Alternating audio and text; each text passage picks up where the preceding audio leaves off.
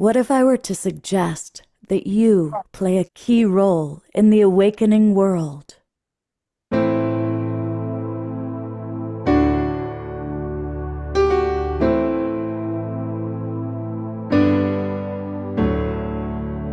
that you are watching this because you have heard the call.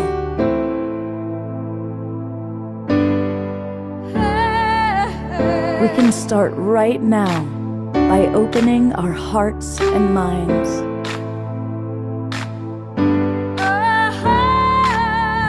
Welcome to the awakening world.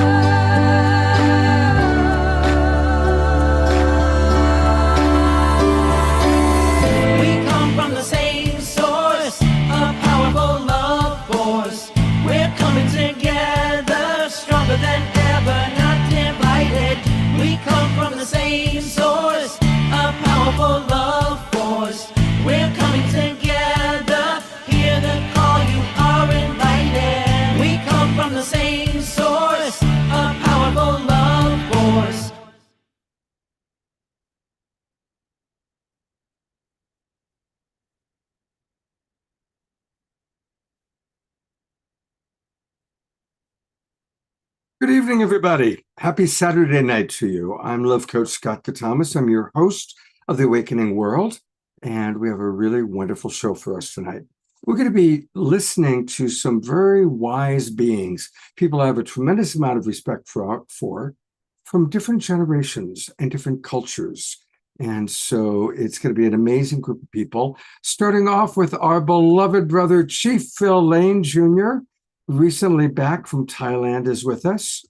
Reverend Retta is going to be with us. And coming from Ireland, we've got Stephanie Desmond and James Desmond. I'm imagining they might be related. And our beloved Tatiana Spring is going to be with us. So that's really exciting. And a little bit later, Magic and Melanie are going to be joining us. And also Maggie Rose LaCosta, who's going to do a KES group healing for us. And all of our friends here are going to be sharing the wisdom. Omashar is still in England, so a little bit later we'll send some love to him and his mother. And I'm going to turn it right over for an opening prayer to our beloved Chief Phil Lane Jr. Welcome back to the Awakening World, Phil. Thank you so much, my very beloved brother. Oten Kasho Wakantaga. Creator of the universe, most beloved one, all-powerful one, most kind one, most compassionate one, ever-forgiving one, we raise our arms in thanksgiving, in prayer, in hope for all members of our human family, that we might leave behind war forever, and we might truly understand the wings of the eagle,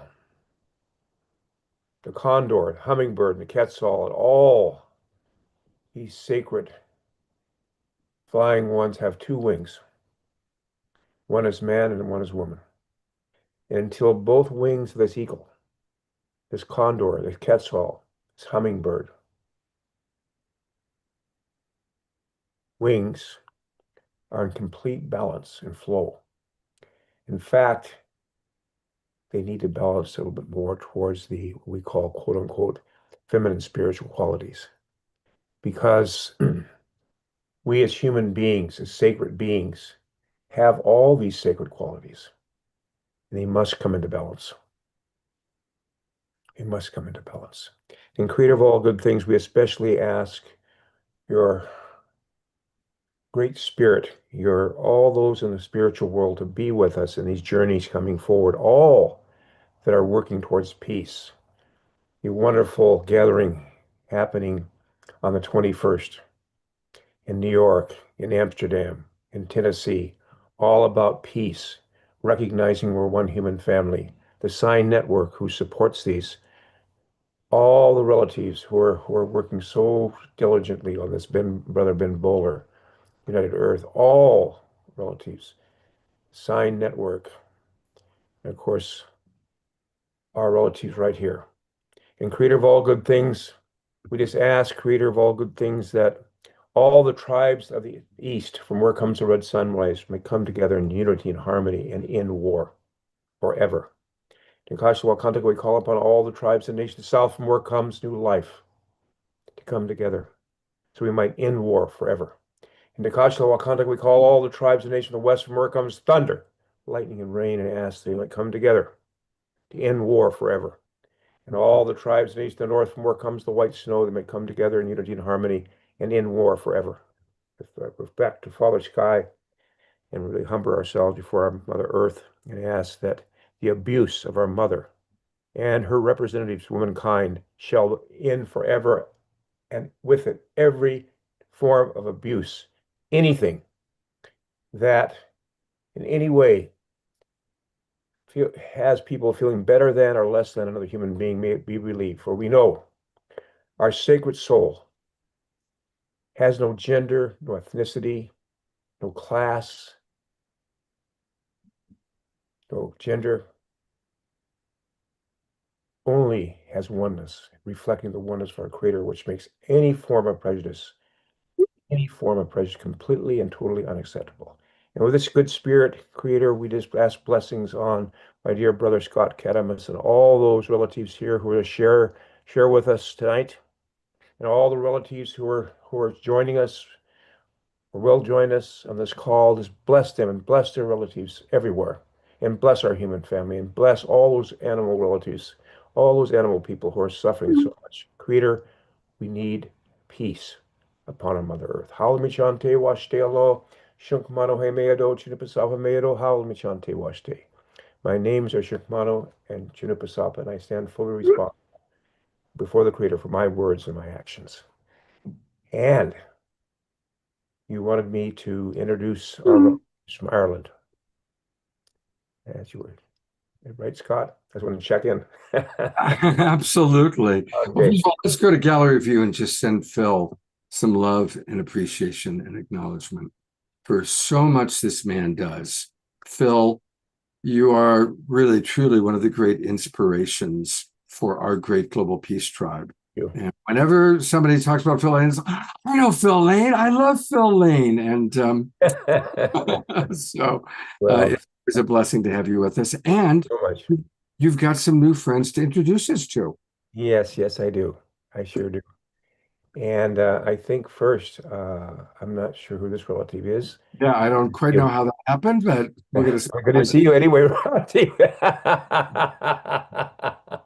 So I think what I'll do is maybe give you a little backdrop to our relatives from Ireland and what's happening in Ireland. Now, am I still in the right place of view? Yeah, we've got you pinned. Okay. I didn't see a foot sticking out. Okay, there, good.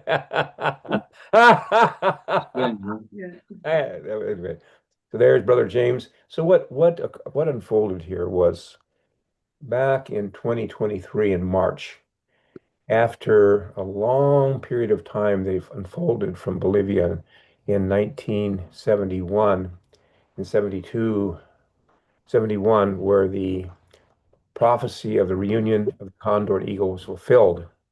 In that prophecy, it said that would be followed by the coming together of all the indigenous people of the Americas. And that was accomplished actually in March 2023 in Palenque, Mexico, before the Great Pyramids. That prophecy was fulfilled in indigenous people, representing indigenous people across the Americas, not every single human being that's from the Americas, but at least a fulfillment.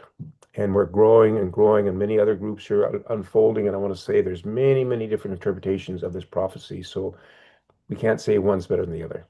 In that process, our relatives from Ireland came, Kindred Spirits Ireland, and they have a tremendous story that goes back to our wonderful Choctaw relatives as the Trail of Tears back in the 1830s. And then, of course, the Great Hunger that the Irish suffered. This great hunger where over 1 million relatives, Irish relatives, died from hunger. I mean, can you imagine mothers watching their children die in their arms for not enough food, It was being shipped on to England. So at that time, it was being very clear when they came and we shared that they were indigenous people of Mother Earth.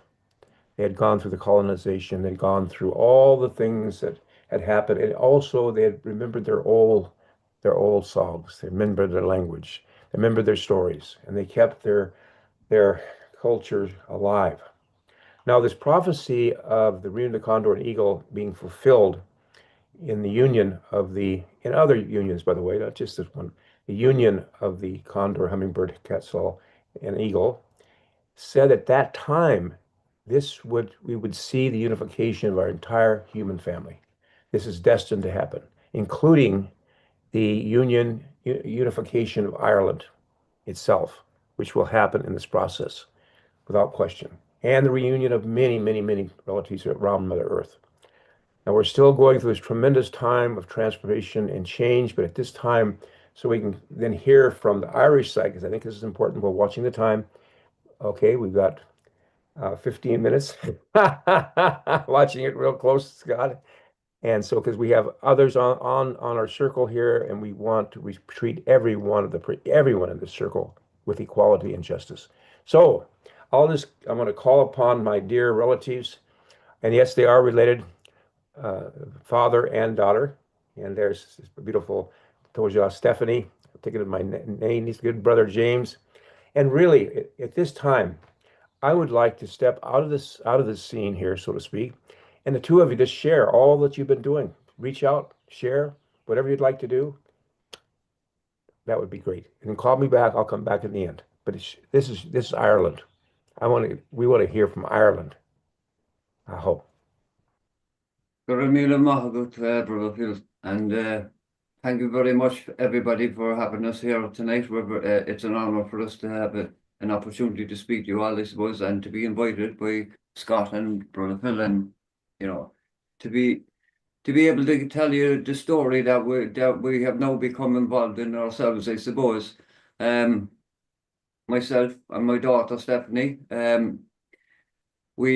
Stephanie has been tremendous in the building of the gathering that we're arranging for in July here in Cork City in Ireland, which is a global peace gathering is basically what it's under the umbrella of. But it is so much more than just a global peace gathering, in the sense as Brother Phil explained a little there. When I met Brother Phil for the first time in Palenque in 2023, I had met him previously and had been online with him many times previous to that, especially when he did the honor of opening ceremony and prayer for us on the Kindred Spirits event in 2022. We held that event in 2022 as a joint celebration between ourselves, the Irish people, and the delegation of Navajo and Hopi, Choctaw, Crow Creek Sioux. So we had the delegations come over from to join us in Cork City in 2022 to join the celebration for the in shared thanks as well for the shared histories that our nations have. The Tammany and the Navajo, or should I say the Dene tribe, I should say, Tammany, they only learned of the Choctaw gift during the pandemic of 2020, when they put out a GoFundMe in order to try and raise $10,000 to help with their communities during the COVID, because unfortunately they were severely lacking in support from their own government. And it was a tweet that came out in Ireland through the news from Aaron Yassi, who had been living here in Ireland at the time, who let us know, put out the tweet of the Navajo and Hopi's plight, and also the GoFundMe that they had put up for trying to raise 10,000. So within a few months, they received up to about 1.8 million from Ireland, and they were completely flabbergasted as to why all this money was coming in from Ireland, with all these messages from all these individual people saying, "Thank you for what you've done for us. We are now paying the gift."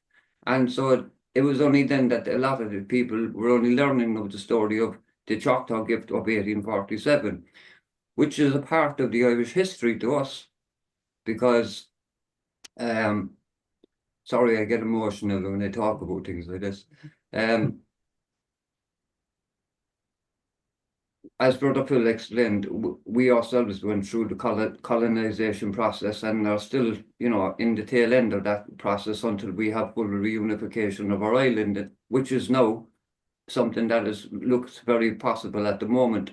And with the agreements of all who live on the island, it's something that we all seem to want now. Well, not all, but I mean, there's going to be some resistance in some corners, and it's a political issue in a sense, and it's an ingrained history that's in both sides. So there's a lot of past and anger and a lot to deal with. But we have been, and I can honestly say with pride, since 1991, since the peace treaty in Ireland, when we decided that the only way to deal with our issues is to come to the table and talk, not to deal with them with the gun. And unfortunately, the powers that be in our world today and our geopolitical situation don't seem to have learned that lesson. And we're hoping that because of the road that we're on now at the moment, and we're very close to reunification, and I suppose because of the geopolitical situation and everything going on in the world, I think the gathering that we're having this year for 2025, which is in honor of the Choctaw Gift of 1847, when the Choctaw learned of the Irish plight and sold everything they had. And this was only 15 years, as Brother Phil said, after the Choctaw Trail of Tears itself. And they lost almost half the tribe on the way, and another quarter of the tribe as well when they were forced onto the lands that they were on. So they suffered a lot, and 15 years later they intermarried with Irish indentured servants, which was a nice way for the colonialists to call slaves, because they didn't volunteer to go over to America to work themselves to death for an Englishman. They were brought over there because they were picked up, whether they were a vagrant, whether they couldn't pay their rent, it didn't matter, they were sent there. And if you look into the history, Irish slaves were being sent to America 15 years prior to the shipping of African slaves to the Americas. And it's another reason why we have a very deep connection as well with the African slave population and descendants of today, especially in the islands and around the Caribbean and that, especially Montserrat and a lot of Irish names in Montserrat. They're all because they were all, yes, there was, and I won't say it, there wasn't. There was a few Irish slave owners back in the day, but they quickly learned that these people were suffering the same plight that they did, so they more or less had them work in the lands and share the lands and share the work and share the benefits, so to speak. They were much, it was a much different society or different situation than to the slave trade at the time, other than in the colonist side of it. Now I'm going on a bit too much on it, but it's a deep history for the Yeah, Irish. I'm really. It's Yeah. ingrained into us, and it's the Choctaw Gift. Although many nations did contribute from abroad and send, we say, relief to Ireland during the famine, and ashamed Queen Victoria sent a shilling, but the Choctaw sold everything they had, and they sent 2 emissaries on a ship full of food and everything, which arrived in Middleton up the estuary in 1847 in July, and there are still people in Middleton now, descendants of those people that they saved back in 1847, still alive to this day. One of the ladies was actually at Kindred Spirits 2022. Her great grandmother was one of the people that was suffering in Middleton at the time. So I'm really appreciating the history. And what I would love to do is focus on the amazing thing that you guys are putting together, Yeah. because this is really powerful. And again, the history is very important, but we have a short amount of time tonight. So I'd love to hear about the World Peace Gathering. I'm putting the poster up right now, and look at the extraordinary number of people that are going to be there. Of course, our beloved Chief Phil Lane. I see Julian Lennon, John's son, is going to be there. Standing Bear, who's been on this show before. And I think, Stephanie, you have a video. I actually was finally able to download it. So do you want to just introduce what this, is there anything you need as an introduction for this teaser? May I just ask and add this one thing? Yes. All this begins on the 10th of July with an incredible ceremony at full moon, where the 8th fire ashes, which were first ignited in Hidalgo, Mexico, October 28, 2023, and now been spread everywhere in the world, will be joined with all these Irish fires to begin this whole process. Incredible on that date. And then after that, there's all kinds of other activities that lead on to this. There's up games, as you know, Lucien, brother Lucien, his up We game. love Lucien. He's awesome. Absolutely. Lucien, 3 days before the World Peace Gathering, there's going to be 3 days of up games. And that's about people imagining. He's been all over the world imagining, what does world peace look like? And that's going to be where we're going to begin. What does world peace look like? Leading to, I think, James, if I may mention, what might happen on Sunday. I think that's, yeah, I think the core of this, and we don't want anybody to get some kind of funny ideas about this, but we have constructed a planetary binding treaty to end war. And we're not just, people have said, yes, we have some nation state leaders to sign it, so it can go into the General Assembly of the United Nations, but we're looking for other ways as well, because people have lost trust in every institution. But I think it's the people. I think we've had enough war, and that's what this is about. It's about ending this, and realizing we're one human family. And Stephanie, excuse me, stripping it. I thought that fire was so important.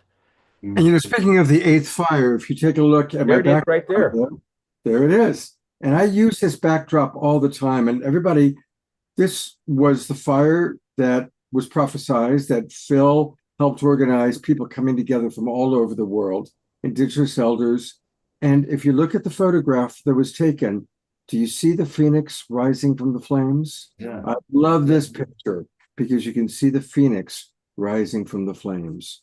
And so that's why I use this backdrop for almost all of my coaching sessions. That's why I have the Dripsy Castle behind me. That's where we're going to have a space here for 500 people right behind me in that beautiful green, lush greenness of Ireland. Well, let's take a look at the teaser, and then we'll talk a little bit more about how people can participate.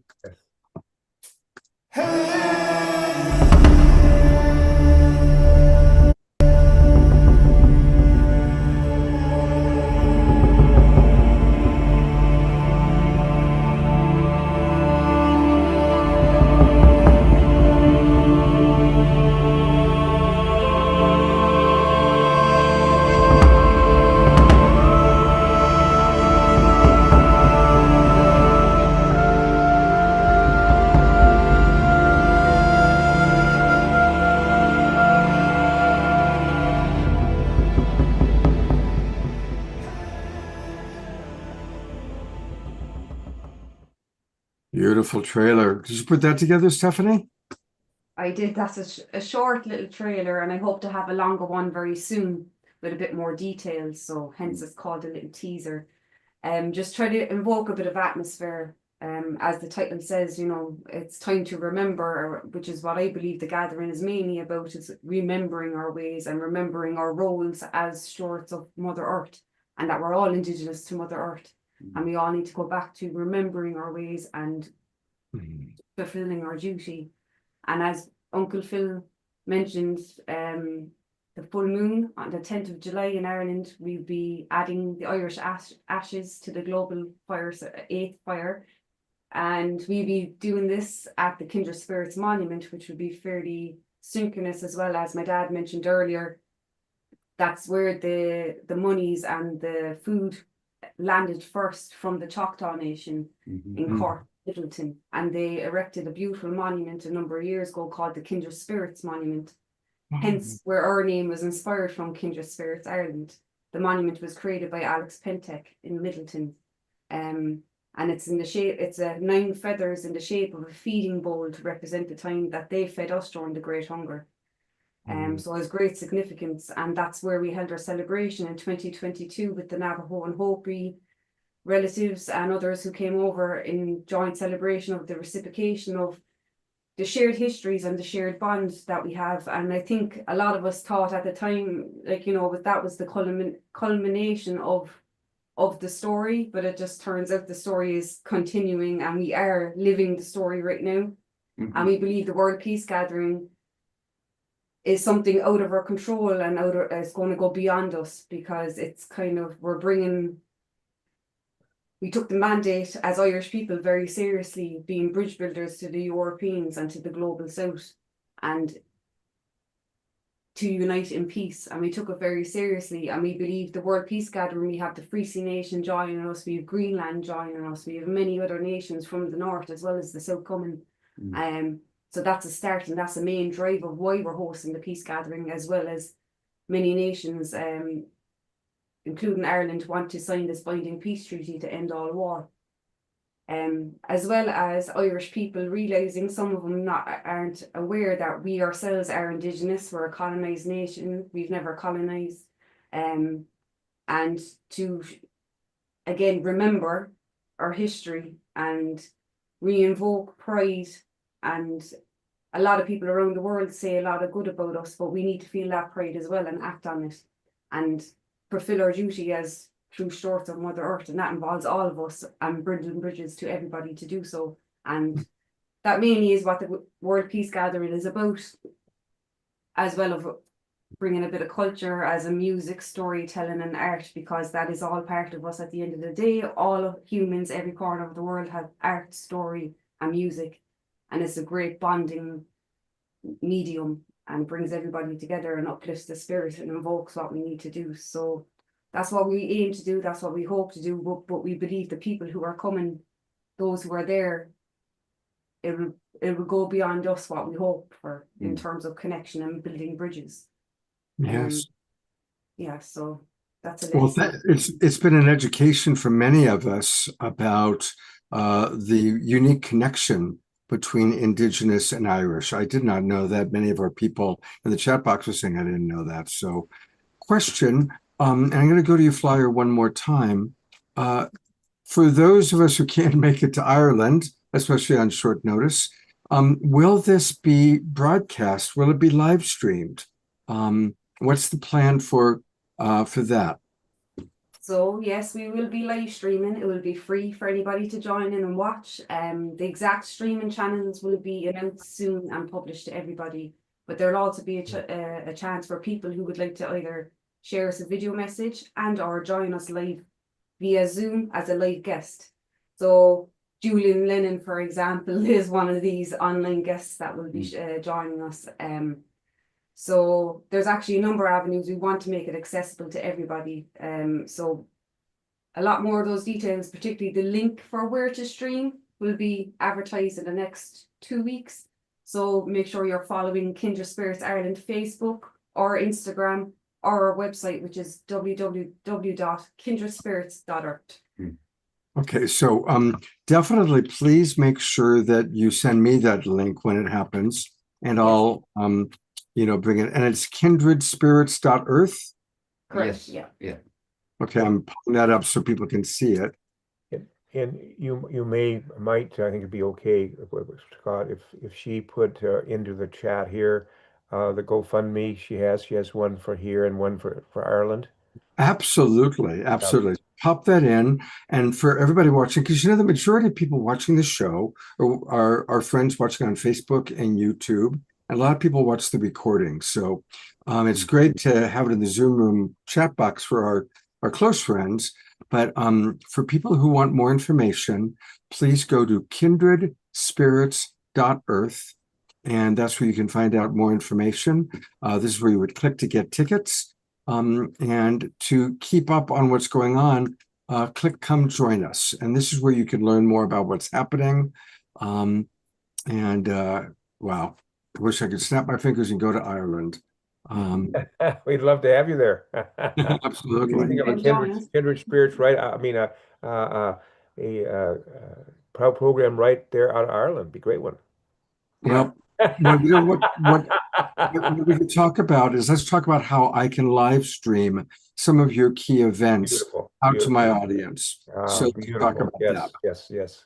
And Phil, are you going to be, is the Sign Network going to be carrying this for you? Yes, absolutely. Okay, great. Great. John, Brother John has been very, very supportive, as well as everybody. Really appreciate it very much. And you right here being here. And thank you so much, brothers and sisters. My pleasure. Well, don't go away, because I'm going to add your dear friend Tatiana. Yes. And Tatiana is providing us with music and videos tonight, and she's got the perfect video to show in this moment. So Okay. take it away, Tatiana, and tell us what you're about to show. Sure. Well, a year ago, I was kind of commissioned by Home for Humanity, which is an organization that we all know and love very dearly. I think here a lot of you know Rama and Alexander, and they asked me to write a song to speak to their journey that they're making around the world. They're going to every country on earth over 7 years, seeding homes and creating activism and support in local communities, and then connecting them all together. It's a beautiful movement. And so they asked me to write a song, which I did. And then I had this song, and at the time I didn't have a way to actually record it professionally. So I got this idea, what if I got like people from all over the world to send in their voices and contribute to the song, and it maybe wouldn't be like the most professional like studio recording, but it would have like the energy of all the people around the world where this is traveling to. And so it actually worked. We had people sending in videos from everywhere. Honestly, it was pretty wild receiving all these. I put out this message, and then I started to receive all these people singing the song, and groups of people singing the song, and it was like, it warmed my heart so much. And then the cherry on top was that I went to a gathering where I happened to meet this incredible man, Chief Phil Lane Jr., and I said, I would love to have your voice in this as well. Could you put a blessing in as well? And so at the very end of the song, Chief Phil Lane Jr. also gives his blessing and his power to this song, which was such a huge honor. And I managed to get other friends in it that many of you may recognize. And so I thought that would be a beautiful thing to share right now. And also it feels very on theme with what you guys are doing of bringing the world together to end all war. And I've been so moved by the stories I've just heard. And so I hope this video can just support this energy of unity and connection and coming together for a better world. Scott, I think you have the video. Oh, right. That's right. Home Anthem, right? Home Anthem, yeah, that's the one. I forgot that I'm the one showing it. Yeah, I got it right here. Here we go. Okay.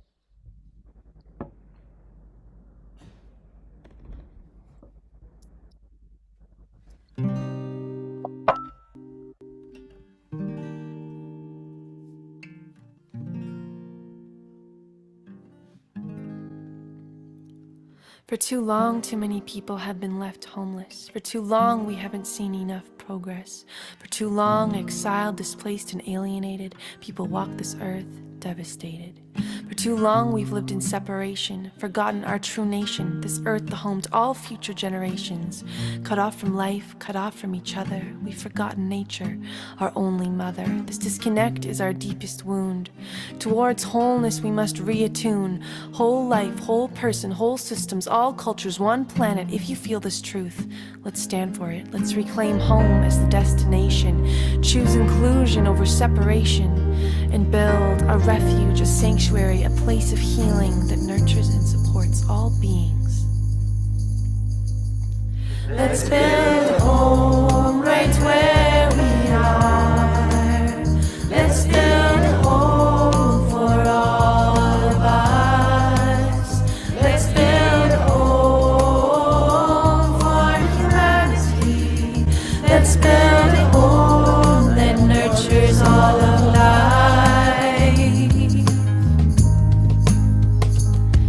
starts within. It starts with me, it starts with you. Can we turn to ourselves and see ourselves anew? What do we love? What do we cherish? For what do we stand on this beautiful planet, this sacred land? It starts with community, creation, culture. Can we build together, my sister, my brother? It starts right here, right now. Put the seeds in the ground until life springs up all around. We can walk through our garden, this home that we make. Together we change humanity's fate. And from the local to the global, from the I to the we, from the north to the south, from the west to the east, all cultures, all borders, all peoples, all life, we can come together and ignite a home for all to which all belong. This is the prayer, this is the song. Let's build home right where we are. Let's build home for all of us. Let's build home for humanity. Let's build home that nurtures all of life. One world, one home, one heart, one life. All people, all cultures now. One world, one home, one heart, one life. All people, all cultures now. Let's go home. We are going home. Let's do the home right we are. Let's go home for all of us. Let's build a We home are for humanity. Let's build a home that nurtures all of life.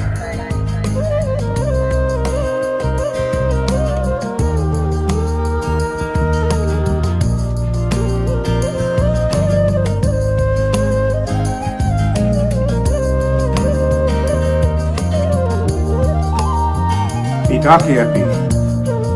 This is our home, our Mother Earth for all living beings. From the power with to the power to, we can change and create something new.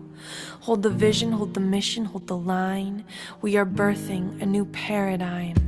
Homecoming, we are all becoming who we need to be to hold off this catastrophe. Down on our knees with prayers for peace for this indivisible family. Around the world, feel the hearts opening. Around the world, feel the hands extending.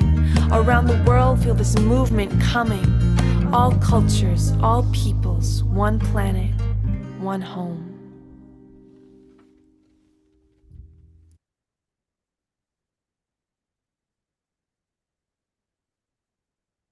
Wow, absolutely wonderful. Wonderful. Phil, turn on your camera because we want to get your response to it. You can stop it now, Scott, because something's going to come on in a second, the video. Oh, okay. All right. It keeps going. Thanks for the warning. That was just absolutely wonderful. Just wonderful. Phil turned into a raccoon. He was I guess it was we were singing about nature and remembering nature. Phil turned into a raccoon. Oh, there he is. He's coming back into his human form. Yeah, actually, what I'd done, excuse me, I was sitting back here. It was really hot in my room. I took my shirt off, so I made this fast change. I looked around. I didn't have any other shirts around, so I grabbed my shirt and put it around. So, And yesterday or 2 days ago when I called you, I got you out of the bathtub. What can I say, Phil? I apologize. no problem. What a we all video. do. We all do, I hope. The bathroom or shower, either one. And Tatiana, what a beautiful work. What a beautiful work. Thank you so much. I remember that night so clearly when you were working on that, figuring out what to do, how you were going to do it. That studio there we were at with Michael Cross, and there was all these other relatives there, and you know, I remember Jamin Shively and his beloved wife. They're also from the Irish group, and so forth. They want to put their names there. Forgotten. Anyway, thank you so much. Thank you so much. So special. It was worth jumping and putting my shirt back on. Come give you Thanksgiving. I have one last question for you both, because part of tonight's theme was wisdom from different generations. And so Phil, what would be your message to Tatiana and her next generation coming up as a wisdom keeper, as a luminary? What has passed, either personally or collectively. And we have to release this, as difficult as it is, forgive this, and especially forgive ourselves for anything we've done, so we can step into the future completely free, and to fully investigate the truth for your own self. Everything that comes before you now, everything, investigate the truth for your own self, and know that the seventh generation, your generation, will see without question the dawn of a whole new global civilization and the end of war. It will happen within your generation, no question whatsoever. That's what I remember. Mm. And it goes so fast. I mean, so quickly. I look in the mirror and I say, how in the world did this ever happen? Like Crowfoot said, life's like the breath of a buffalo on a cold day, or a firefly on a warm summer night, or the shadows vanishing before the setting sun. That's how quick it is. And so that's what every moment is so special. And are you married yet? Not yet. Not yet. Okay. One last thing. My great advice for those going to be married: never let the honeymoon end. Mm. Never let the honeymoon end. I love Never let the honeymoon end. I don't care what you have to do. Don't go to sleep until everything's solved, but never let it end.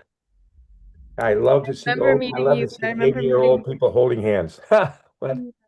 I just remember meeting you and your wife, and you emanate that love together. Well, that's how I feel about her. Yeah. And I think that's so beautiful to have. Again, that's all in the Creator's own time and place. But never let the honeymoon end. Thank you. And Beautiful. enjoy every moment. Thank you matter for what. the wisdom that pours through you. I feel it.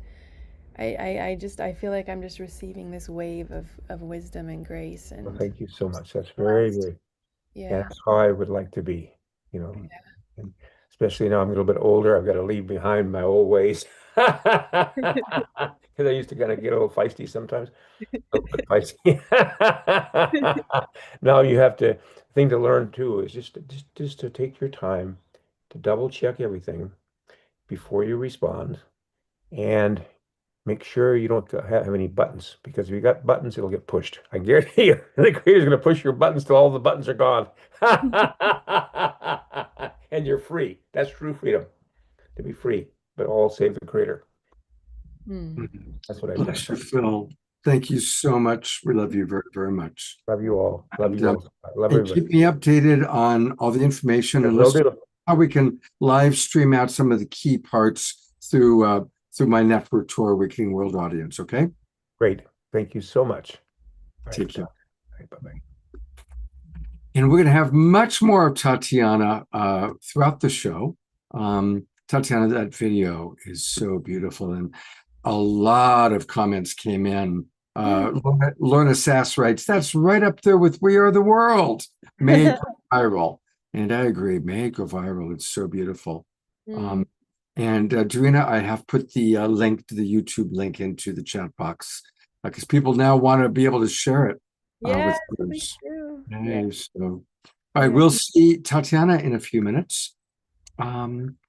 I am so grateful that Reverend Retta is with us. And Tatiana and Reverend Retta and Chief Phil Lane and myself are all members of the Evolutionary Leaders Network. Retta, Tatiana, and I are all part of the Artists Catalyzing Evolution Synergy Group, and I've gotten to know her that way. She's, of course, been on the show before, and I received an email about something she's doing, and I thought, we got to let our audience know about this very, very valuable project she's doing. So welcome back to the Awakening World, Retta, and please share with us a little bit of your wisdom and then lead us into what you have created. Well, thank you very much, Scott. It's such an honor always to be in your presence, and my heart is so moved by what's taken place so far. As I'm talking, I'm trying to change this view so I'm not looking at myself talking quite. Very odd thing. But I just am so moved by the different peoples coming together, centering peace, bringing histories that have been heavy with loss and burden and tragedy, and through coming together, being able to find a pathway back towards peace and unity. It is so moving and encouraging. So I'm really grateful to be here tonight and have the experience of hearing the story from our family from Ireland, and to reunite with Chief Lane. I think we did a program together with Joni Carley. I think it was last year. It was wonderful, and I think we did some grieving in that work actually that we did together as well, which is part of what I want to talk a little bit about. I'm also honored to be invited to come and share wisdom. I'm a couple of years from 70, and so I belong to the baby boomer bunch. I think I'm on the younger end of the baby boomers. And I have two 30-somethings, and a lot of my ministry is with folks in their 20s, 30s, and 40s. So I'm very much influenced by those generations. And I get to share from my perspective, but I also get to learn a lot from younger folks. So also really quite an honor. So the work that I've come to talk about is my grieving work. I call myself a singing healer. I'm an interfaith minister, and a great deal of my ministry in the last few years has been with young people who dedicate their lives to activism, movement work, and world building. And many of those folks have had a very difficult time with both spirituality and religion. So part of my calling is sort of walking with them, supporting them to find a spiritual center, or to be at least curious about what that might look like for them. And also really a precious, precious honor to be able to work with folks in that kind of I think of it as a real spiritual invitation, right? To be able to just be present and remind folks that there could very well be a spiritual path that doesn't look like something that you've been on before. That could be for each of us, certainly an invitation. So in that work, there's lots of singing, storytelling, just being with folks, and out of the opportunity to accompany people through great reflection and time of figuring things out. This work of grieving together sort of was born out of that. And so I've been leading grief circles for several years now. And I'm finding more and more opportunities as things get harder in the world. There are more folks who want to investigate this idea of grieving together. Of course, grief work has always existed, right? There are grief counselors and chaplains that work specifically in those realms, especially with people who have lost loved ones. And there are many different kinds of loss, and so there are many different kinds of grief. There are different ways to express grief, but just different ways. For instance, if you lose a loved one, your grief may be different than, say, if you get terminated from a job, but it's still grief, right? And so having an opportunity to be with other folks who are wrestling with or challenged with loss can be a powerful way for us to accompany each other. And what makes it so extraordinary for me to do this work is when we are able to be vulnerable and authentic with each other about the depth of our pain and loss, something happens in the midst of that. First of all, just knowing we are not alone in those depths often is alchemical, right? Just to be witnessed when you are authentically hurting can be a powerful medicine in and of itself. And so many times I led a powerful grief circle a couple weeks ago at Pendle Hill Quaker Retreat Center. And we were together a couple of years. And as you can imagine, people have just devastating things to grieve. The many layers of things, many layers that are happening around the world, the political level, the systems that are coming apart. The things that are happening particular to this political moment, but then all the things that we have happen in our own personal lives, right?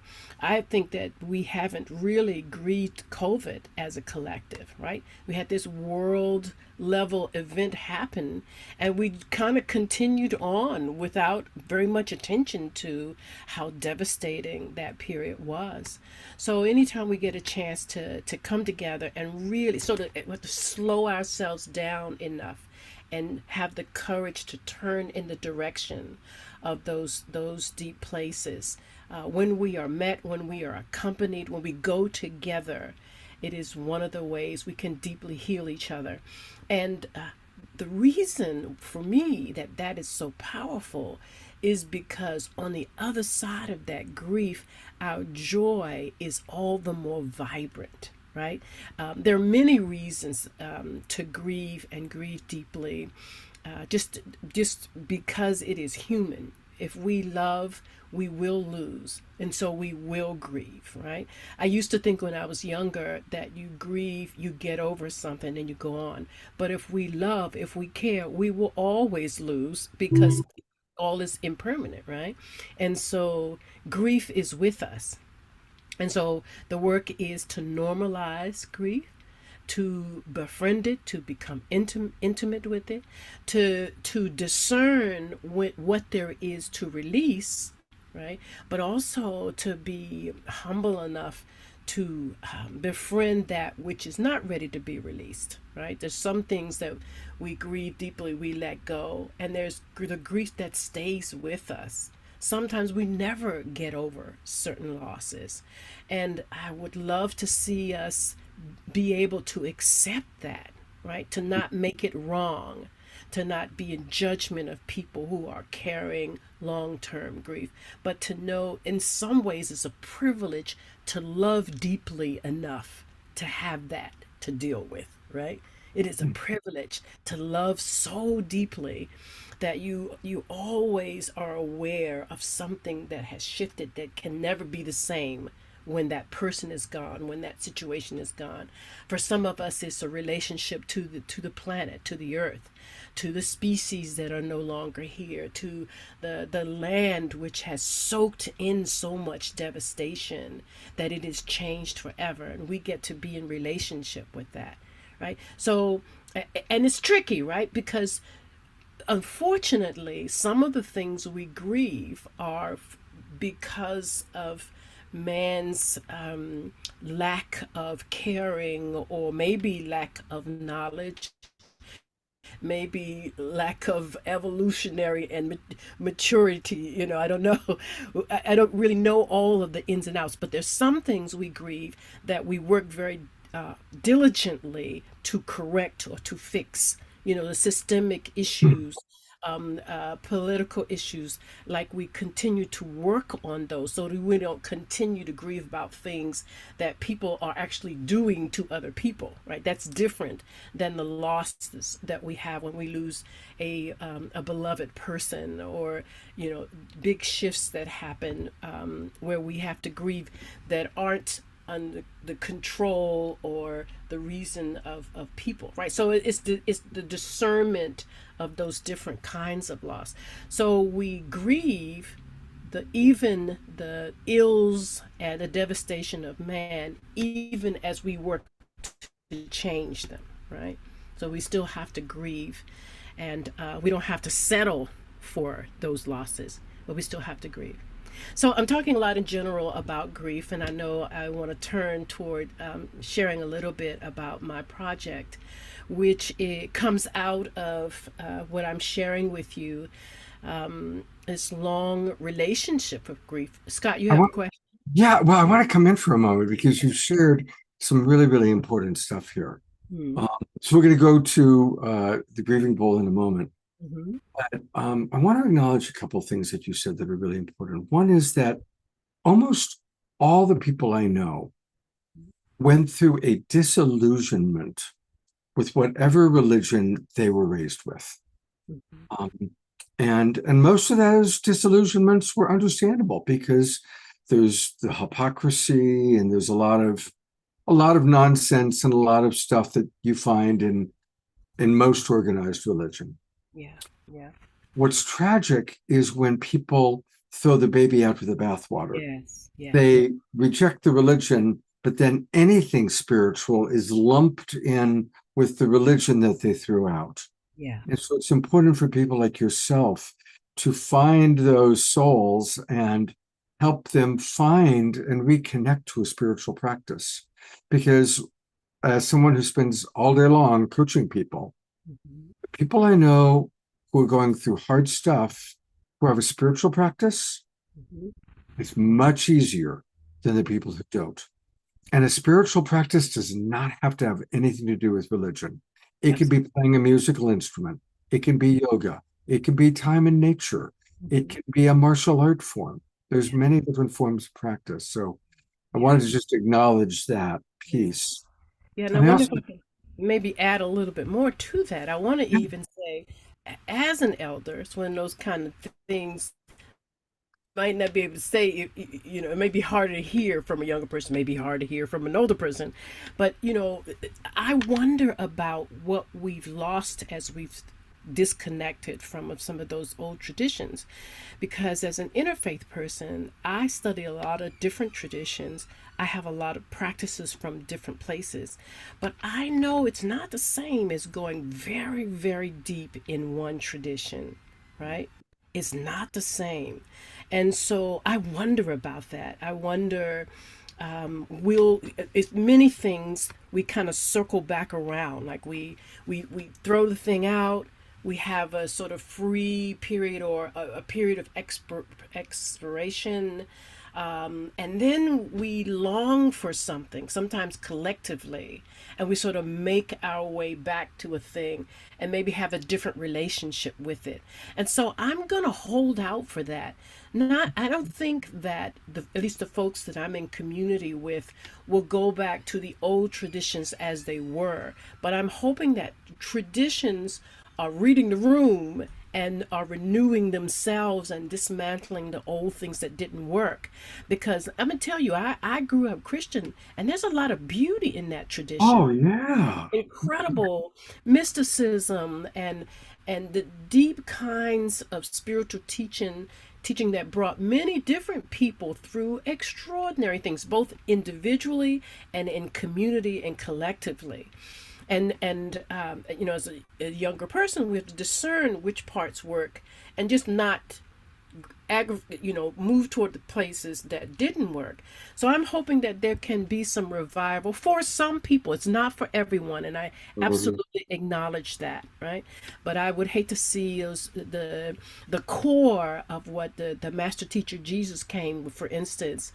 Oh my God, the alchemy, the transformation, the mysticism, the beauty of those pieces. I hope that there will be ways that we can reconnect.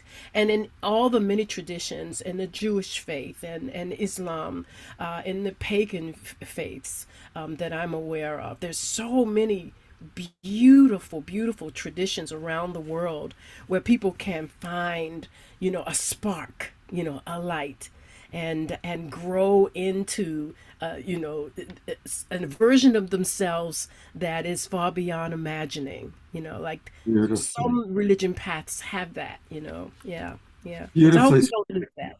Beautifully stated. Absolutely. Absolutely.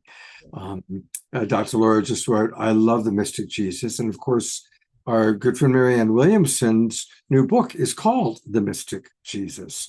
So sometimes it might even be finding the right church, finding Yeah. a church that you relate to. Mm-hmm. The last thing I want to say, and then we're going to go to the grieving ball, is, Okay. I lost my wife 12 years ago, I'm sorry. and she died in my arms. Mm. She was very young. She was only 52. Mm. And I'm so grateful that I still miss her.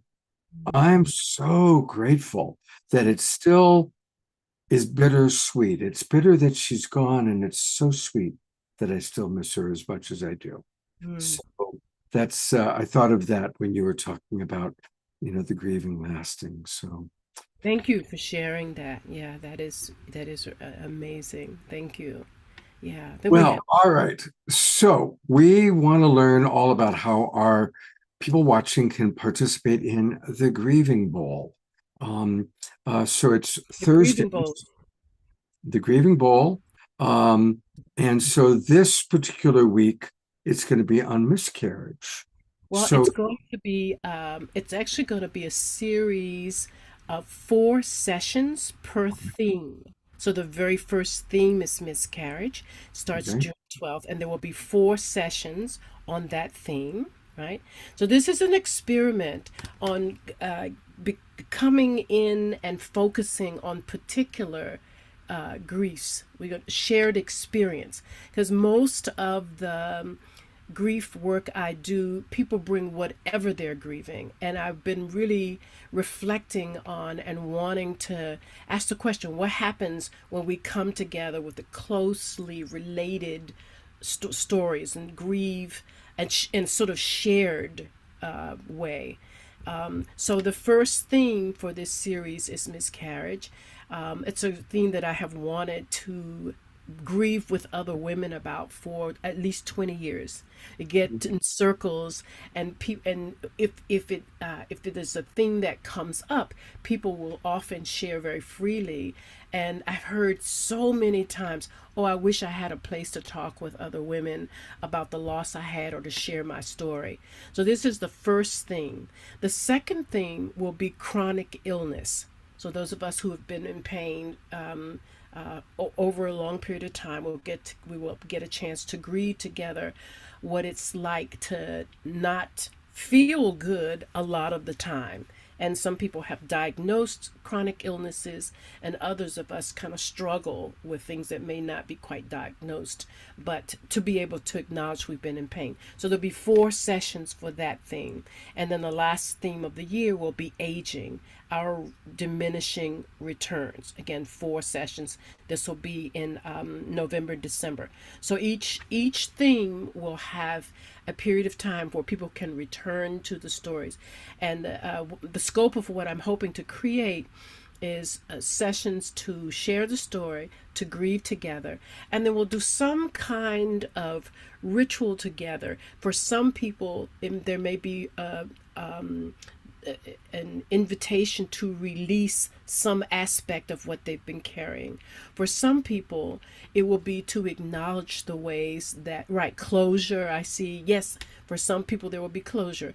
For some people, it will be to acknowledge the ways grief has grown, has matured them, has created space for more compassion, like to talk about what the gift of grief. And for some people, it's an acceptance of the ongoing grief, right? So nobody has to, it's to acknowledge where each of us is. It's not to usher people out of the grief if they're not ready. It really is to pay attention to where we are with our grief. I love the phrase to normalize grief, right?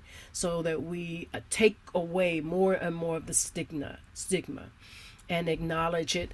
And a thing that I love to think about is the holiness of grief, right? We know about the holiness of joy. We know about the holiness of gratitude. I want us to lift grief into that arena. like there it is holy to be authentic and fully with your heart raw and open and turned toward the heavens. There's holiness there, right? And so I want us to be able to share that with each other, and that's the only way it emerges, really, is when we're You together. know, as a love coach, I believe that the highest form of love is compassion. That's what all of our great teachers taught us. And what does compassion actually mean? It means to share the suffering. Yeah. That's compassion. It's the highest form of love. So to grieve together, to share the suffering of each other is very, very powerful. Um, I'm going to read a couple comments from people, and then we're going to go into prayer, and I hope you'll stay for that. Absolutely. Dr. Laura wrote, losing an unborn infant is so hard for women. The loss of dreams and love unfulfilled, unrealized. It's quite a deep hole. Good for you, Reverend Retta, for stepping into that space. And that's from Dr. Laura. Thank you, Dr. Laura. Thank you. Tiara, who's also an interfaith minister, we're going to be doing a whole show on interfaith with her soon, wrote, my two students who took their lives taught me about grief from the other side. Eleanor Joy says, I appreciate what you're saying and doing, Reverend Retta, and I'm wondering how to embrace men into the conversation about miscarriage. Often men just don't understand the impact on a woman. Excellent point, Eleanor That's a Joy. beautiful, Yeah. beautiful question. Yeah. Since I put the invitation out into the world, I've had several men, and slightly different from that take. I told a very good friend, and his wife had had a miscarriage, and he sort of teared up, right? Because he would also like to grieve the loss of that child. And it's interesting, being a woman, it hadn't occurred to me, but of course he would have grief. So I am actually talking to several men about a session for men and grieving miscarriage. And that's what's exciting about this work. Themes are coming up as people see some of the themes I have, themes like loneliness and and I mentioned COVID. I'd like to do a theme set of a series on COVID. So that list will get longer, and God willing, and the creek don't rise, as they say. I'd love to do many, many themes where people can come together and share their grief. Yeah.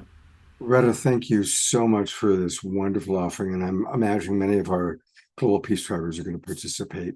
And I look forward to, I think we've got an ACE meeting coming up next week even. So I think, yeah, Wednesday. So I'll see you on Wednesday, but stick around, especially because we're about to do, we now do prayer on a regular basis. Beautiful.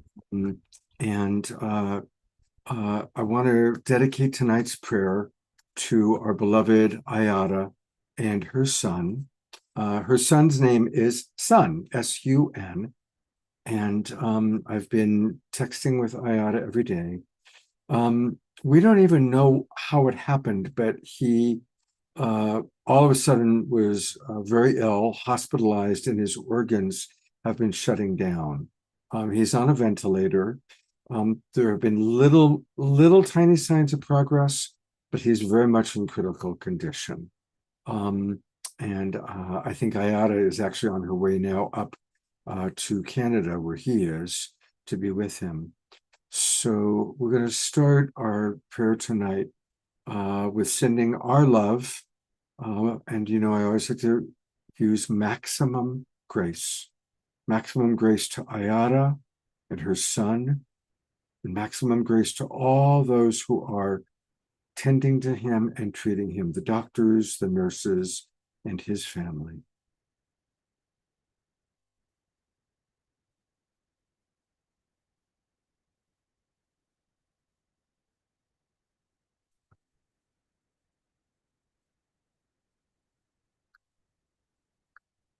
And as I go to gallery view, I invite us to maintain this beautiful state of maximum grace and love, and send it to anyone in your world, in your life, or even yourself that's needing healing and extra love at this time.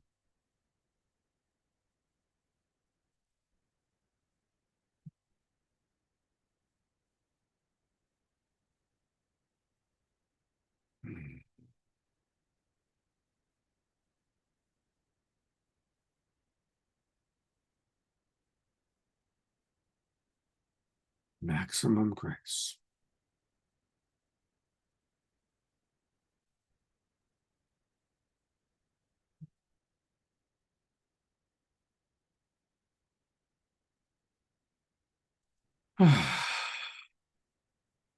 Thank you, everyone. Thank you very much. I am going to bring our beloved Tatiana back on. So grateful, the amazing music and videos that she creates. Where are you, Tatiana? There she is. I went right past you. There we go. Hello, Tatiana.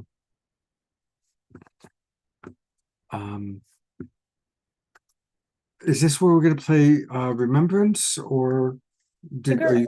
Back to back remember video, either remember song, remember video, or video song. So maybe start with the song, maybe. I've got the song queued up. I don't have the video queued up. So I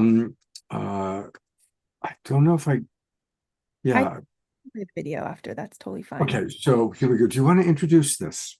Sure. So I've talked about this on this show quite a few times, and I've been really building the anticipation, I think, for a while. And I'm so delighted to say that my Lullabies for Adults album is done. It's pretty wild. Yes. Yay, I know, thank God. It actually takes a long time to record an album. I think what I did was significantly under, I think I gave too early of a deadline, and I've now become a wizened album creator, and I will give significantly more time next time, because it's a long process, and I've been through so many different phases in the creation. I've recorded the whole thing, then hated it, and then gone back and done it again, and then brought in this musician, and then okay, it doesn't quite fit, and then have to go to this musician, and so it's like it's really, and I'm doing it all myself with my partner Mark. So that's also what's been a new experience for me is normally I've worked with a producer, and this time I wanted to kind of really take the power of that into my own hands and with my partner. And we got to give mad props to him, because he also has been in this learning process with me and has done so much of the work of learning how to engineer, produce, mix. So anyway, all this to say the album is finally done, and it's really, it hasn't even really hit me yet. And I'm almost afraid to say it out loud, but it's done. And so I thought it would be really special tonight to share one of the songs. There's not a video to it, so it'll just be the song that you're going to hear. And yeah, so the album's called Lullabies for Adults. The music's had its totally own life to it, actually, that I'm no longer even sure if it's a lullaby anymore. What I've determined is that I've created this album in partnership with, I feel like, the Great Mother archetype, and that's who I am working with. I'm working with her, and so some of the music is deeply soothing and calming and nurturing and loving and infinitely compassionate. And some of it is inviting you deeper into the mystery, into the truth of who we are, into the soul, and into the heart. And so I actually love your thoughts, but I'm contemplating whether the name should stay, whether it should change. But yeah, this first song I want to share is called Remember. And I feel this speaks to all of us here. There's this awakening, this remembrance of who we truly are, this collective unfolding, opening, receiving to this greater truth of our divinity and our humanity, our spirit and our flesh, and this wholeness that's happening of body and earth and spirit and love. And so that's a little bit about this song. So Here we go. Thank you, Tatiana, and you're congratulations. playing, that's the video, Scott, actually. Oh, okay. So that's what I've got. That's what what I downloaded. I So can share the song if you want, if maybe that's what you don't. yeah, why don't you play the song and then I'll play the video?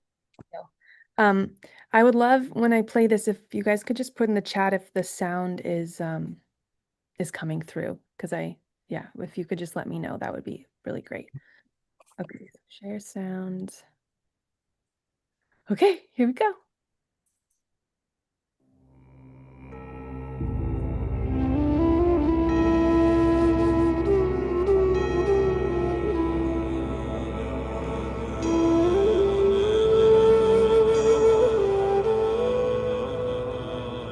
Like a rose blooming, blessed by the sun,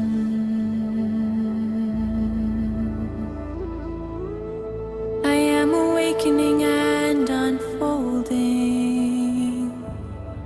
softening undone.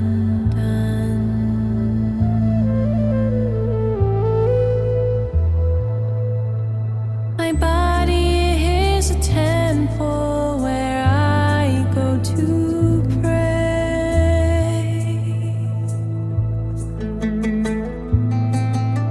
I kneel in devotion and silently say,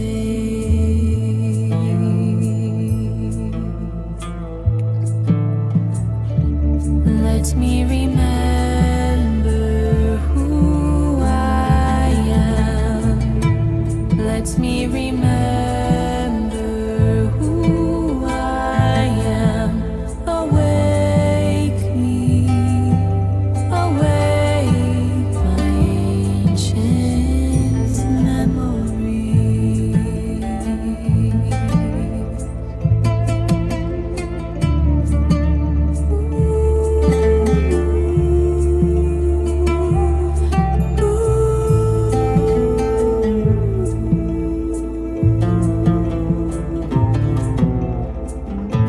We are so much more than we've been led to believe.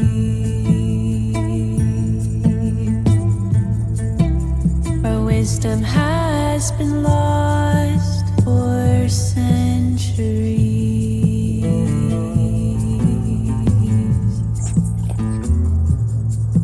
Our hearts are the altar where we go to pray.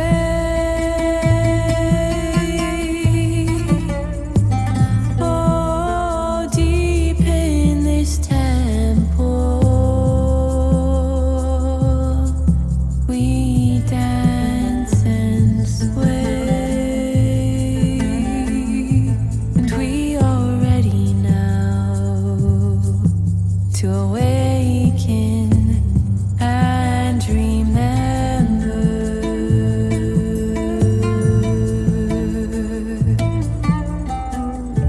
Let me remember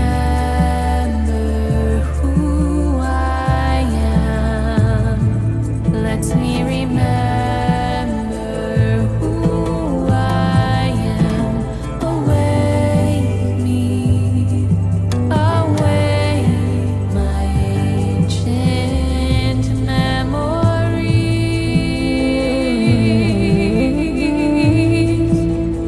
Oh, inanna, hey, nana.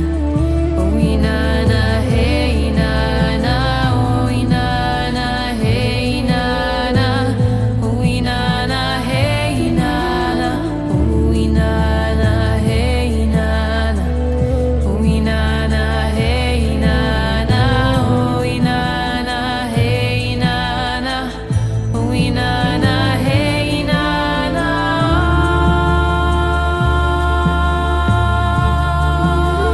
Let me remember.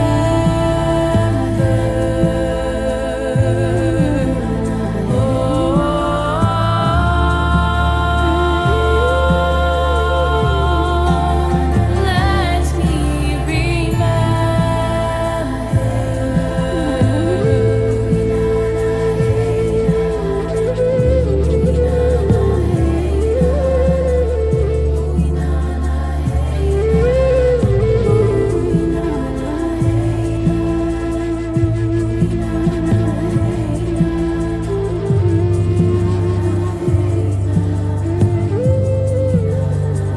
Let us remember.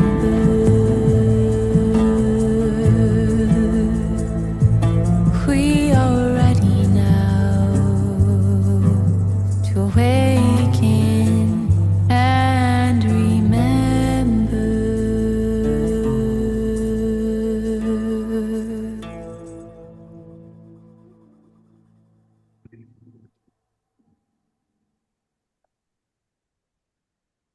Wow. What a beautiful, beautiful song, Tatiana. Absolutely beautiful. Mm. Thank you. Yeah, it's really special to share that with you guys. You're the first to hear it. You've been the first to hear many of my creations. Well, it's been really wonderful watching your evolution. Really amazing. And your videos just keep getting more and more sophisticated. And now that you're adding all these different elements, choirs and people coming in from all over the world, it's really, really beautiful to watch, Tatiana. Thank you so much. Yeah, and if anyone wants to be kept up to date, please sign up for my newsletter on my website. You can sign up there for updates, and I'm planning to launch it either June 20th or June 27th, so soon. And Scott, if there's time, could we share that? Could I introduce that last video, or should we do that? Yeah, let's go ahead and do the video, and then we go to Magic and Melanie. Okay. So I've shared on here before that I offer women's circles and programs for women, and I have a new one coming up, and it's called Remembrance Temple. And this is a unique one. Lorna, who's here, actually was just in my Oasis Women's Circle, and she came to me through this show, Scott, and she's just been a gem in my life, just an absolute gem in my life. And she was kind of like, nudge, nudge, you should like once the Oasis Circle's done, we need what's next. And so that kind of prompted like a opening to download, and I'm feeling this change from circle to temple, which is interesting. So this temple is going to be more an exploration of the feminine mysteries of mythology and more esoteric spirituality, really focusing on connecting to the divine feminine and to remembering our innate gifts. Many of us have the witch wound or these wounds of silence and keeping ourselves small, feeling afraid to take up space, deep fear in the body when it comes to being visible or seen, or even knowing our gifts and claiming them and speaking them and using our voice. These are all wounds in the feminine collective. And so I'm calling this Remembrance Temple. It's going to be an exploration of what we are holding collectively, ancestrally in the feminine, and a remembering and an empowerment of us as leaders, of us and our innate gifts, the gifts of the feminine. And so I created this video just to kind of give you a more deeper kind of invitation into this course. And I just want to extend the invitation to any women here who might feel drawn to come. I'm keeping this group really small, 10 women max, so we can go very deep together, and to keep an intimacy and a safety in the portal that will open. So yeah, Scott, if you want to share the video, that'd be great. Okay, here we go.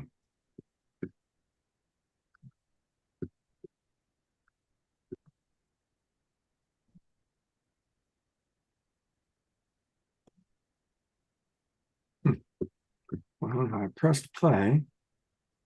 Before. That's interesting. And we tested it earlier today. Come on. All right. Sometimes we need to close it and start it up again.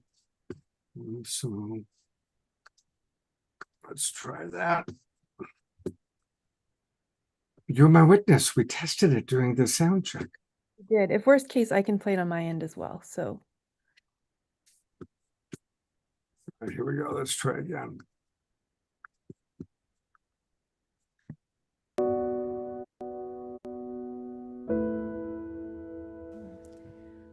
Who are you really? What does your soul know that you've forgotten? What gifts and powers lie dormant within you, waiting to be remembered? Beautiful one, you are so much more than you appear to be. Underneath the layers of struggle, confusion, overwhelm, and trauma, your true self is shining, whole and waiting for you. she is much closer than you think. For 3,000 years, the unique gifts of the feminine have been invalidated, shamed, and suppressed. We have been persecuted through the centuries, and many of our gifts have gone underground. Keeping ourselves safe by keeping ourselves small, finding our worth in keeping the people around us happy, fitting in, flying under the radar, often forsaking our own needs, voice, and truth, our creative gifts hidden, our wild hearts and longings kept in check. We've forgotten the power of our sisterhoods. We've become disassociated from the wisdom of our bodies, the Holy of Holies. We have healing to do. For the generations of women behind us, our mothers, grandmothers, and great-grandmothers whose stories live on in our bodies and psyches. We are ready for the upgrades, the coding to awaken our dormant gifts and initiate us into a new level of purpose, power, alignment, wholeness, and freedom. We are ready to emerge, shine, share who we are, and claim our space as feminine leaders. It's time to gather again in circle, where our remembering is catalyzed and our innate gifts awakened. Remembrance is a journey of soul retrieval and rebirth, an awakening to what is ancient, familiar, and most natural. It is for the woman longing to connect to her soul gifts, to awaken her voice, reclaim her story, and heal in connection. It is for the woman who wants to reclaim circle, the unique way women have gathered for centuries, to research, inquire, and open to the ancient and intimately familiar ways we have known ourselves, each other, and this earth.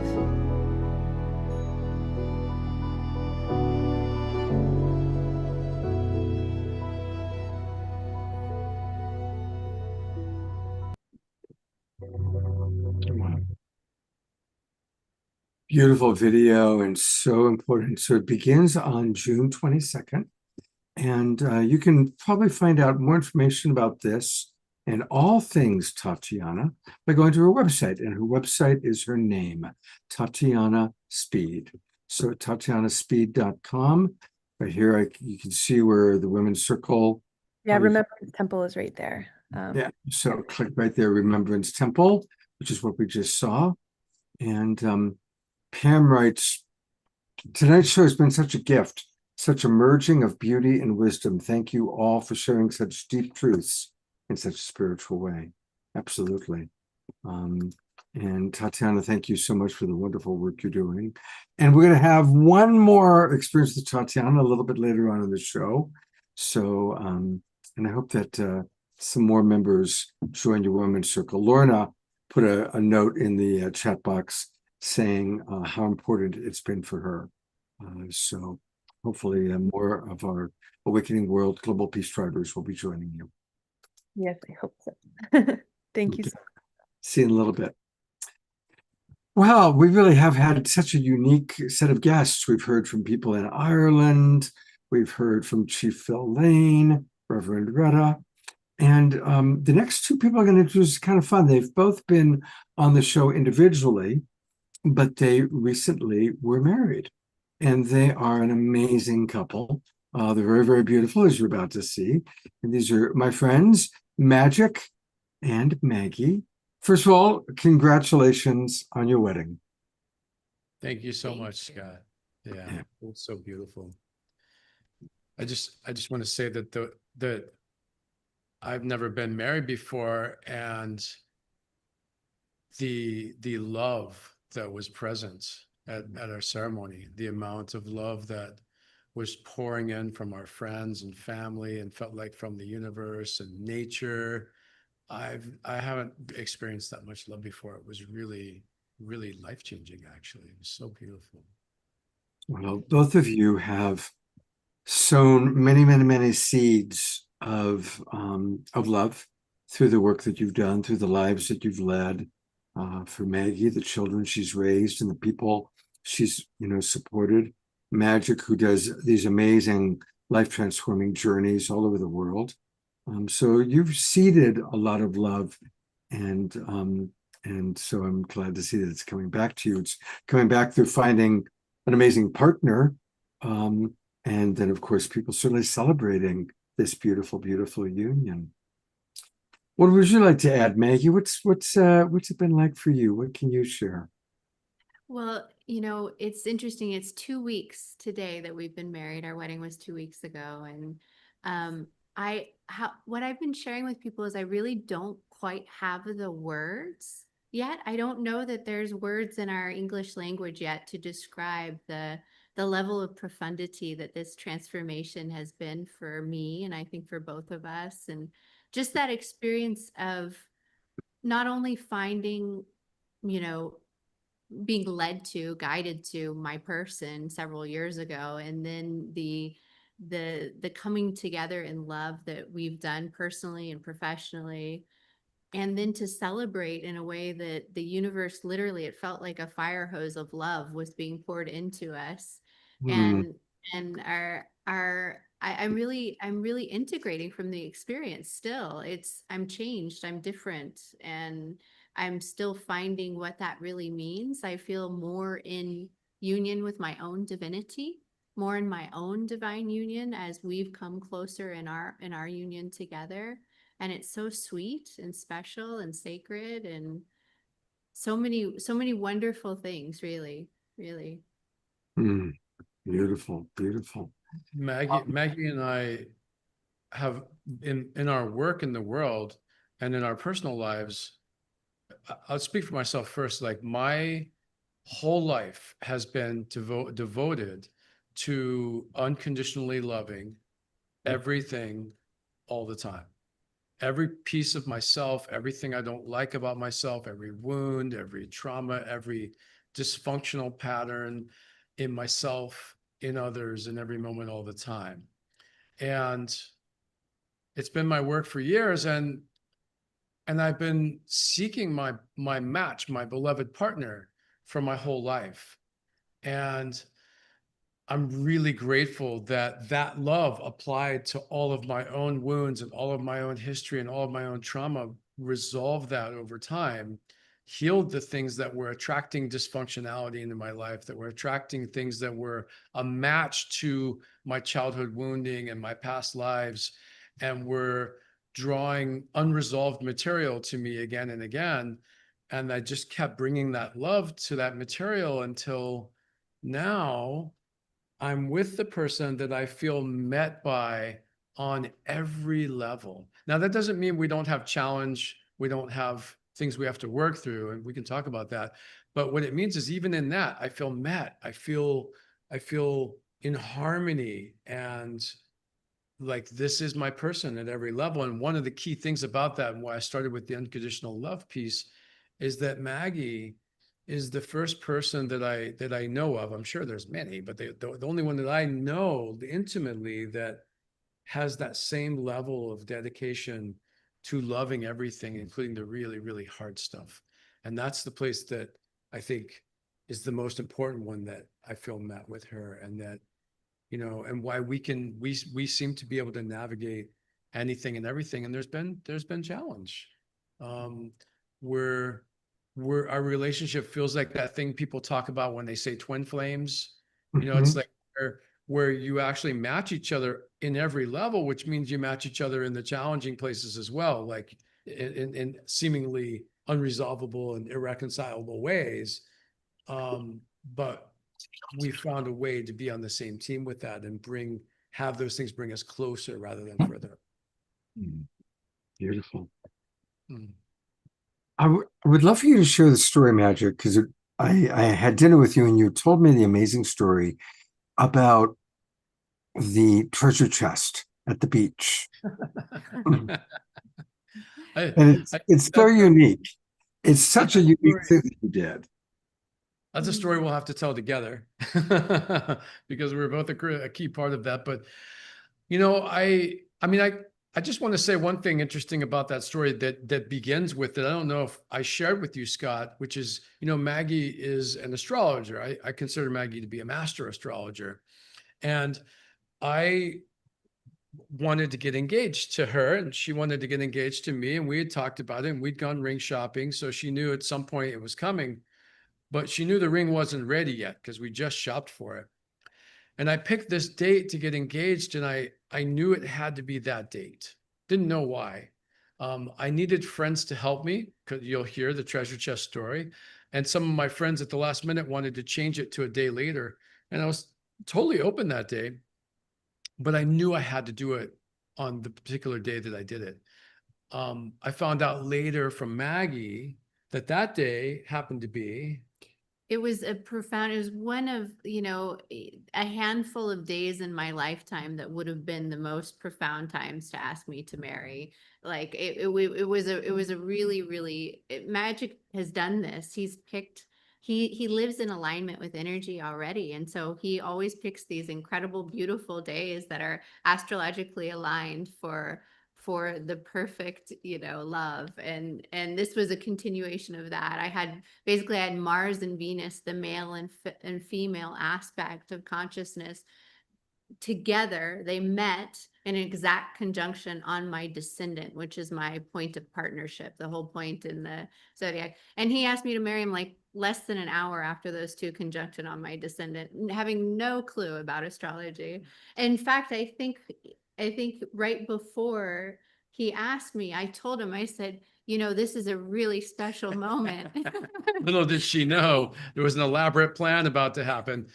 And I don't share that to say like, oh, I'm really great because I was able to pick out that date. I say it more that like our love, it's just like everything, the synchronicities just all seem to line up and be like, oh my God, I can't believe that that's the day that we did that. Like, it was just so amazing.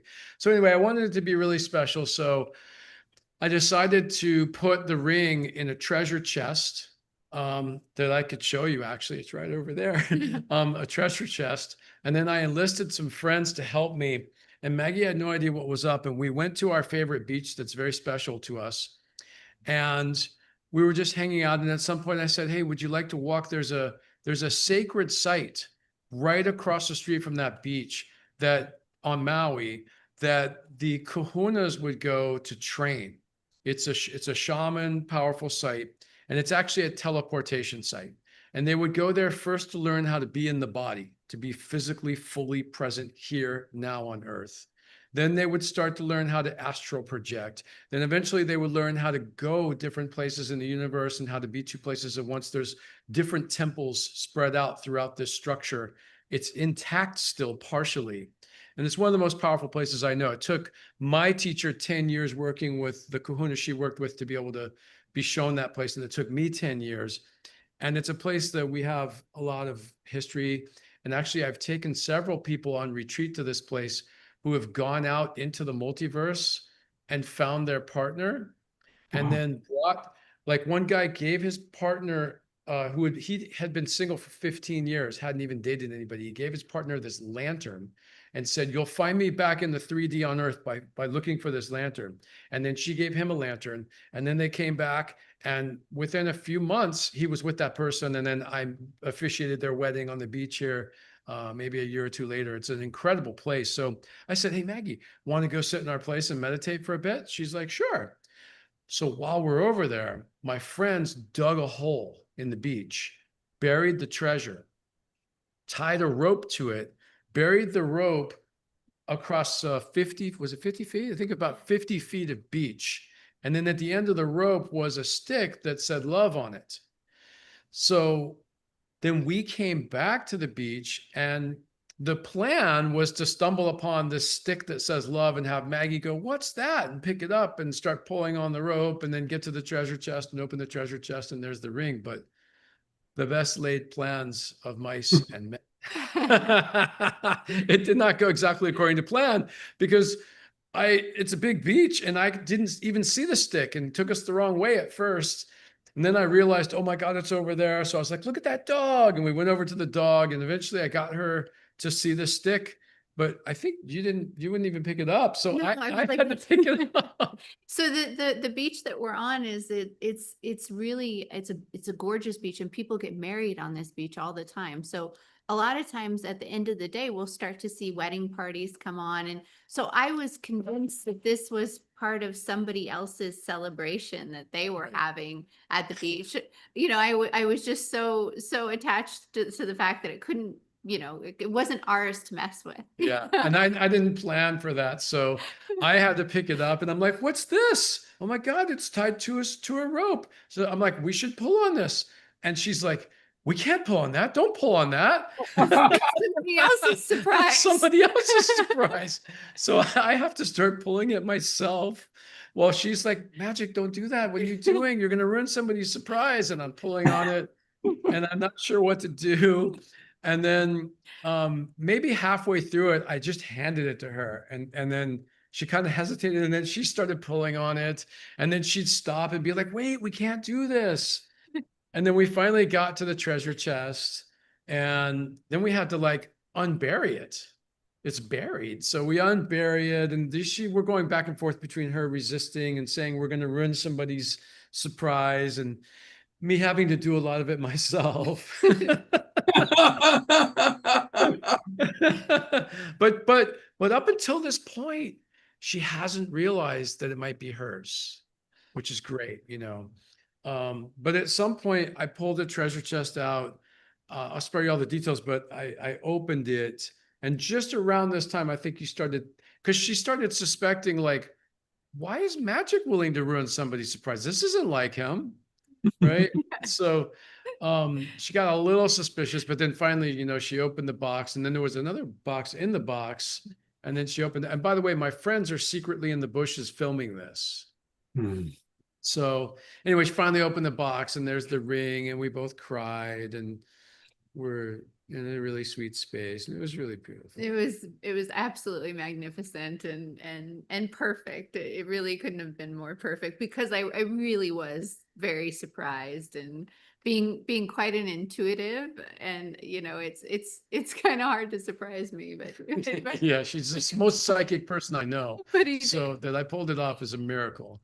yeah, it was very precious, very precious. Yeah. And you know, I like to have fun and I'm romantic. And so it was really fun to do that. And thank my friends who really helped. I couldn't have done it without them. They were sneaking around while we were, you know, they had, oh my God, we got to do this in 20 minutes. They're over there meditating and we got to make sure that some tourist doesn't walk by and start trying to dig up the box. So it was a lot of fun.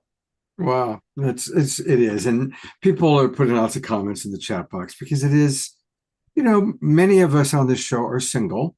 And you're kind of, you know, we're all having a little bit of a vicarious experience with both of you.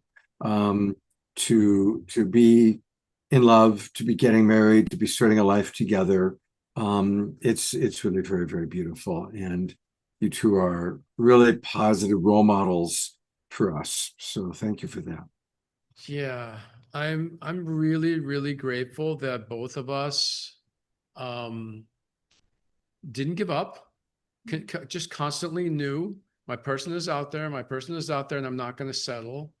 And that we did the inner work because it really was a lot of inner work. It was a lot of finding the parts of my childhood dysfunctional family that got imprinted in my system and that was playing out. And I was going to keep attracting people that were there to help me heal the parts of me that were unresolved, unless I brought enough healing to that and resolved it. And I kept doing that work and she kept doing that work. And we were both going to sacred sites, to vortexes. I went to one in Mount Shasta. I was in a relationship, a long relationship that I knew wasn't right, but I'd been guided to stay in it. And even my partner and I had talked about that it was a healing relationship. But I went to this sacred site in Mount Shasta, and it's a site that resonates the frequency of clarity. It's where the water comes out of the mountain. It's been in the mountain 50, 60 years. And it's just the energy of purification. It's a concentrated form of that energy.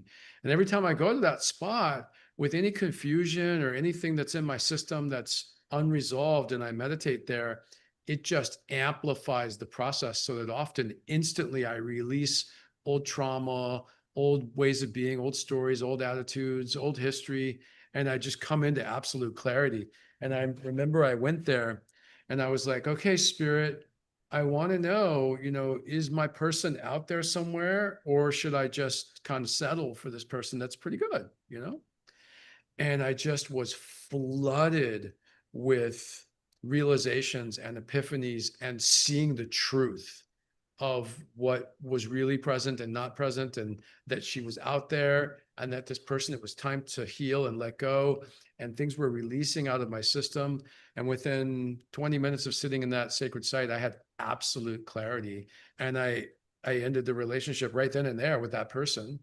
And that is part of a series of times I spent in various sacred sites that do various things, and doing a lot of internal work of loving the parts of me that just weren't ready for her yet and couldn't draw her yet. We sometimes joke, if we met each other, 5-10 years ago, it probably wouldn't have worked. We would have still had dysfunctionality that we wouldn't have known how to be with together and resolve and heal together. Because we do have challenge. Yeah. It's pretty minor, and yet it's definitely, we're human too. And so we still have parts of ourselves that we're, learning to love, and we reflect that back to one another. But we do it in a way that's quite graceful, and we hold each other through that challenge. And I think it's a reflection of learning how to be with ourselves and love ourselves in challenge. We're able to hold space for one another and ourselves in all of it. I think that I've finally found a way to put the work that I teach in the world fully into practice and to live it with Maggie, where even when we're in a very challenged place where our wounds seem to be really rubbing against each other, and it's hard to have both of our needs met, like our anxious avoidant part, I'm more avoidant, she's more anxious. And when that's up and she's really missing me and wanting more attention, and then that's reminding me of my, enmeshing mother who, demanded my attention and took it and replaced myself with her.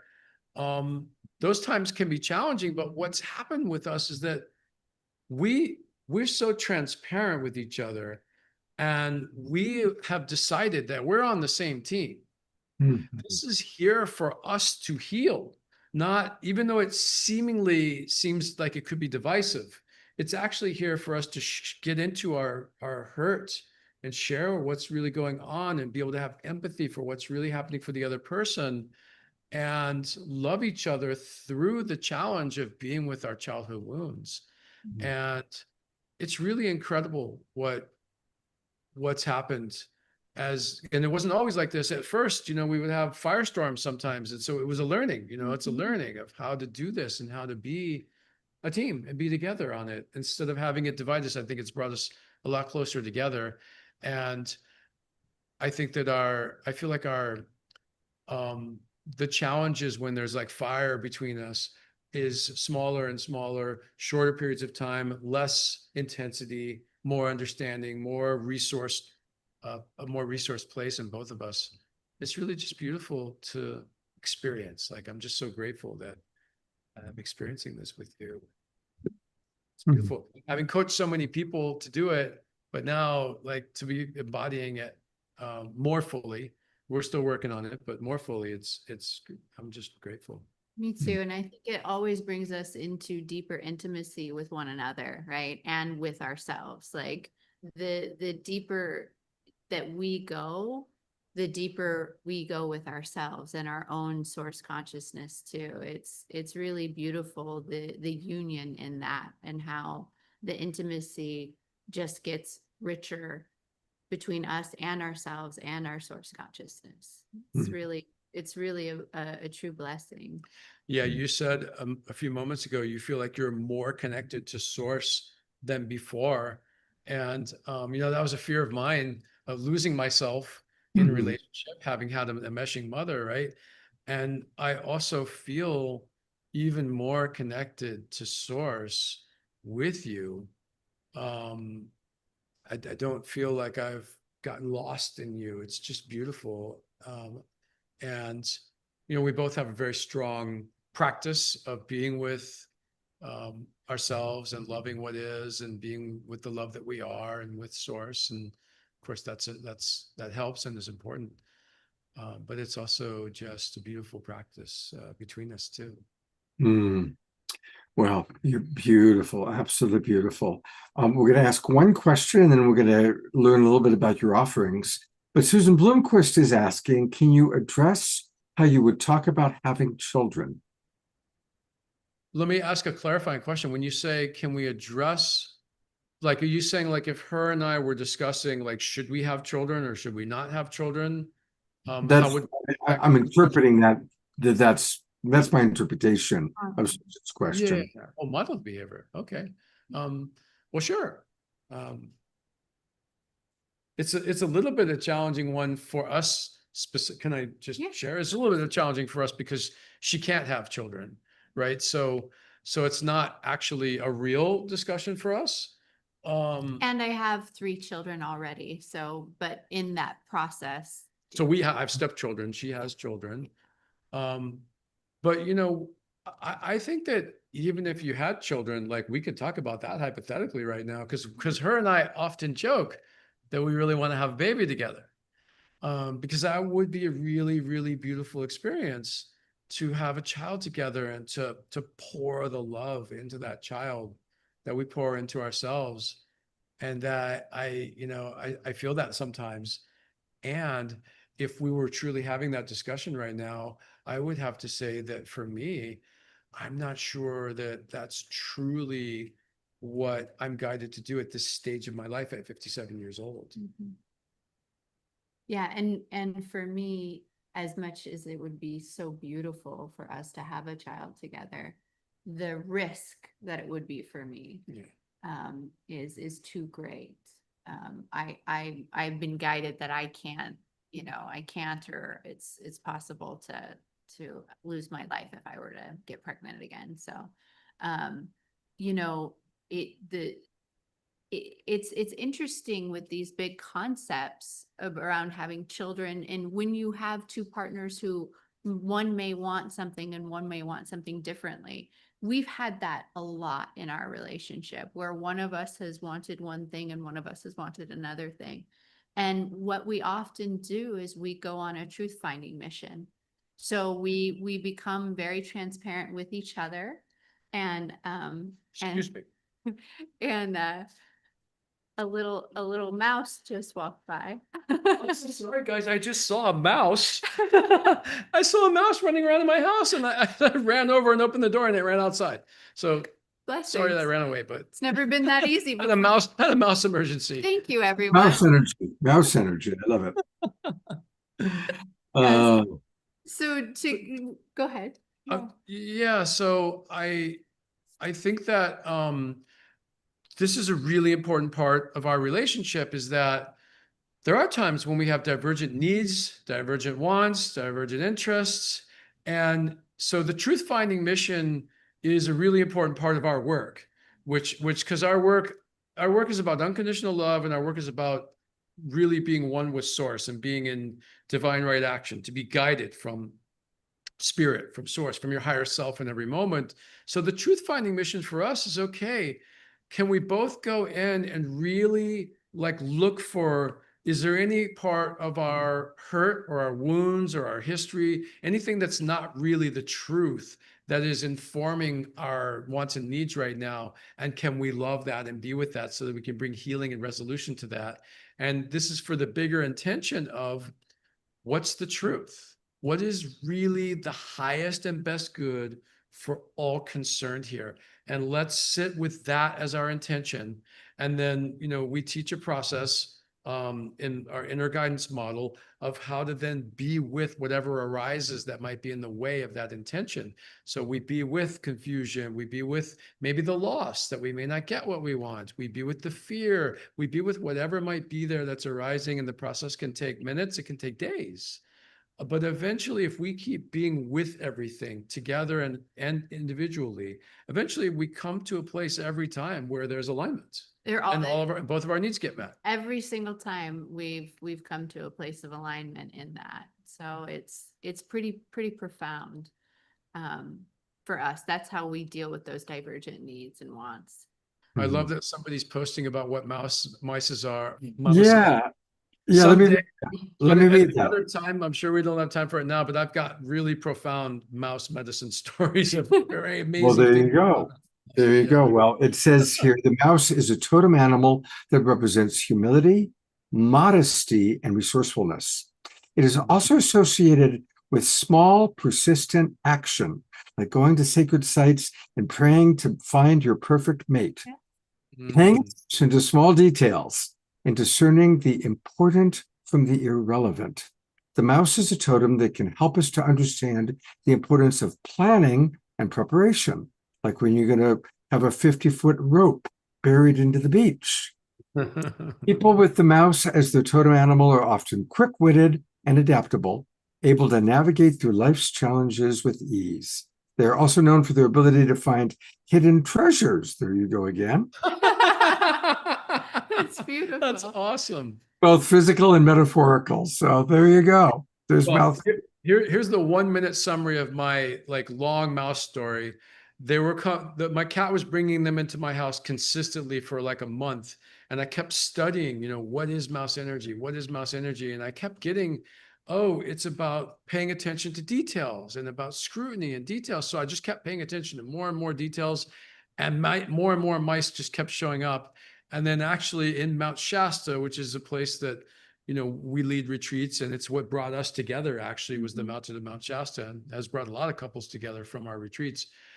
I was there one day and I hiked to the top of this trail and I meditated and then opened my eyes and I looked out and I saw one of those vista views where you just see mountain after mountain all around 360 degrees. And I had this epiphany all of a sudden that was catalyzed by being on that mountain. Oh my God, the mice were not telling me that I needed more scrutiny. They were telling me that I have too much scrutiny and I need to broaden my vision and come out to the trees, to the forest, and not in the trees. And no more mice. That was the end of the mice. Once I had the realization, the mice didn't need to be there anymore. They got their message across. And, the bigger lesson for me has always been that you can look the mice up in the book and you'll get like a guide of what that medicine might be for you. But what I've really learned over the years is I talk to the animals directly. And I often get a very different message than the one I might get if I just look, not that looking it up in the book is bad, because sometimes that's really helpful to me. But if I can, I try to talk to the animals. And I've had so many times that the animals have given me some profound message and changed my life that I wouldn't have gotten if I hadn't just dropped in, gotten silence, and literally I gazed with a frog for 10 minutes once. And it changed my life and an entire retreat group's lives for the better because of it. Because the message didn't come right away. It took really dropping in and being in the nothingness, being in that shamanic place where multidimensional reality is flamed on, and the frog can then come alive and give me a message. Well, thank you both for the incredible inspiration. People are loving what you provided. And I want to let people know about your offerings. Let's start with Sacred Voyages. And you've got a retreat coming up very, very soon, in about a month, in Mount Shasta. So you want to tell us, and by the way, everybody, it's sacredvoyages.com, sacredvoyages.com. And do you want to share with us a little bit about this retreat and what Sacred Voyages is all about? Sure. Sacred Voyages is, it's primarily about facilitating awakening and transformation for people. Awakening being awakening to the love that we are, to our infinite nature, to that place that we know that we are divinity and nothing matters because we were never born and we will never die. We are infinite. We always will be. We always have been. That true place of peace where we know the physical world can't affect us because it's just temporary. That's the awakening part. And then the transformational part, the human part. We're humans. We're in this world. There's things that we would like to have. We're here for a reason. Things matter. And manifesting things that we want in this world matters, and creating what we want. And if we get hurt, it matters. So learning how to have emotional mastery and how to be a human being. So it's both those things. And one of the primary ways that we do that is through this retreat in Mount Shasta, which is a 7-day. You just, for some reason, you're muted all of a sudden. Yeah, I saw, just noticed that. It said I was muted. Okay, am I back? You're back. Okay, so this Mount Shasta retreat is this deep dive immersion into multidimensionality, into a field of limitlessness where anything is possible. And in that field, we call it a shamanic container that we create, which is this energy field of limitlessness, where literally you could step into that field or into one of the sacred sites that we go to every day, and something that's haunted you your whole life, a pattern, a fear, a doubt, could just disappear. And or you could actually manifest instantly anything. And when I say anything, this is the favorite thing that I do. I've been leading retreats and workshops since 1996. I was a junkie, and I taught many ones and created many ones. This is the thing I still do because miracles happened on this retreat. Literally, I had somebody come who was on hospice with a deformed heart, had 6 months to live max, came on the retreat. They went back to their life and their heart was perfectly normal. Wow. We had a woman on one of these retreats 2 years ago that arrived in a wheelchair, couldn't really walk more than 5 or 10 minutes without collapsing, had been in bed for almost 2 years. Within moments, literally, of stepping into the container, she was perfectly normal again. Almost every retreat, we have a physical miraculous phenomena or two like that. But it's not just about physical stuff. I've had 30-year-old virgins who've never kissed a girl who came on the retreat because they wanted to start a family. And within maybe a month or two of going back to where they were from, they met their girlfriend, they came on the next retreat, they got engaged on the next retreat, they got married. They've been married and have 3 kids now for, almost 20 years.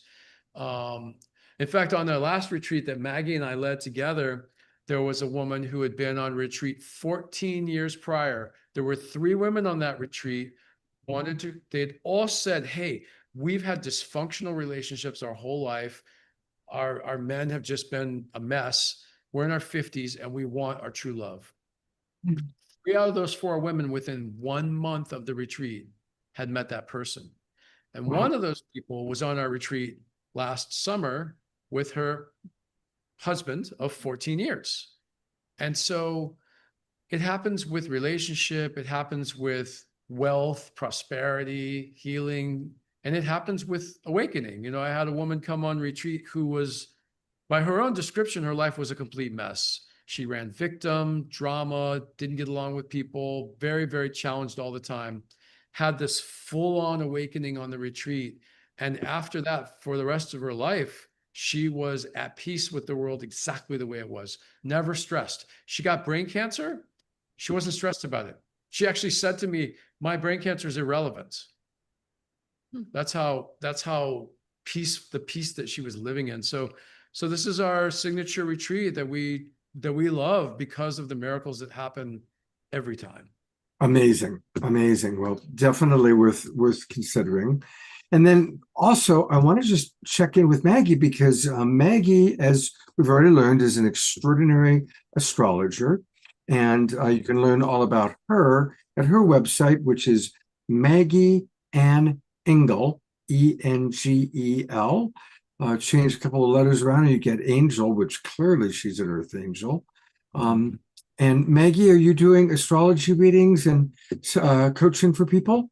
Absolutely, yes. I do readings, I do astrological coaching, and then everyone who comes on our retreats with us, that's part of the retreat as well. They also get to have a look into their birth chart and then how the energies in Mount Shasta are playing with them at this certain level in time. Because my specialty is really transit astrology. So I really like to talk about how the energies, because astrology is just a language of energy. That's all it is. And it's a way to speak about the intangible, the energy that we can all see and or we can all feel, but we can't see or touch, right?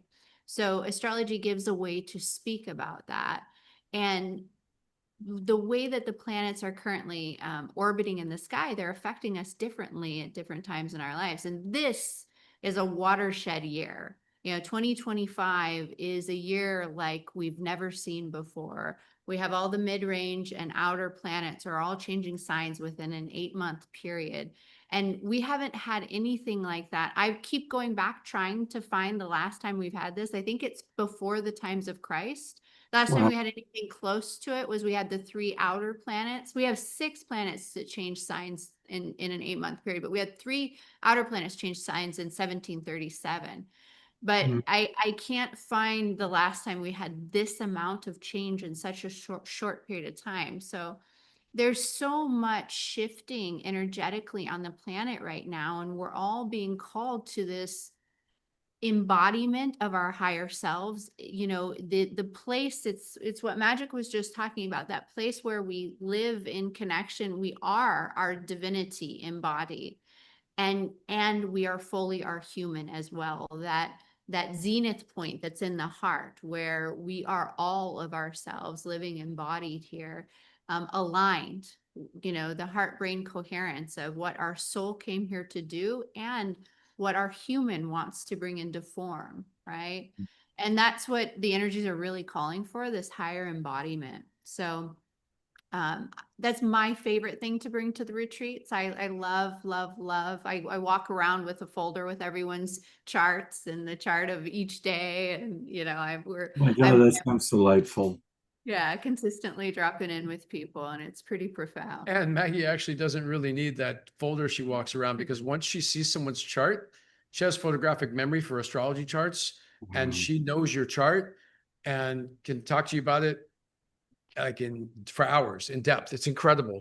And she didn't talk about this much. She was talking about that she gives readings on the retreats, but she does do private sessions every day for people. And every person that I know that has one comes to me and says, "Oh my God, that blew me away. Like, how did she know?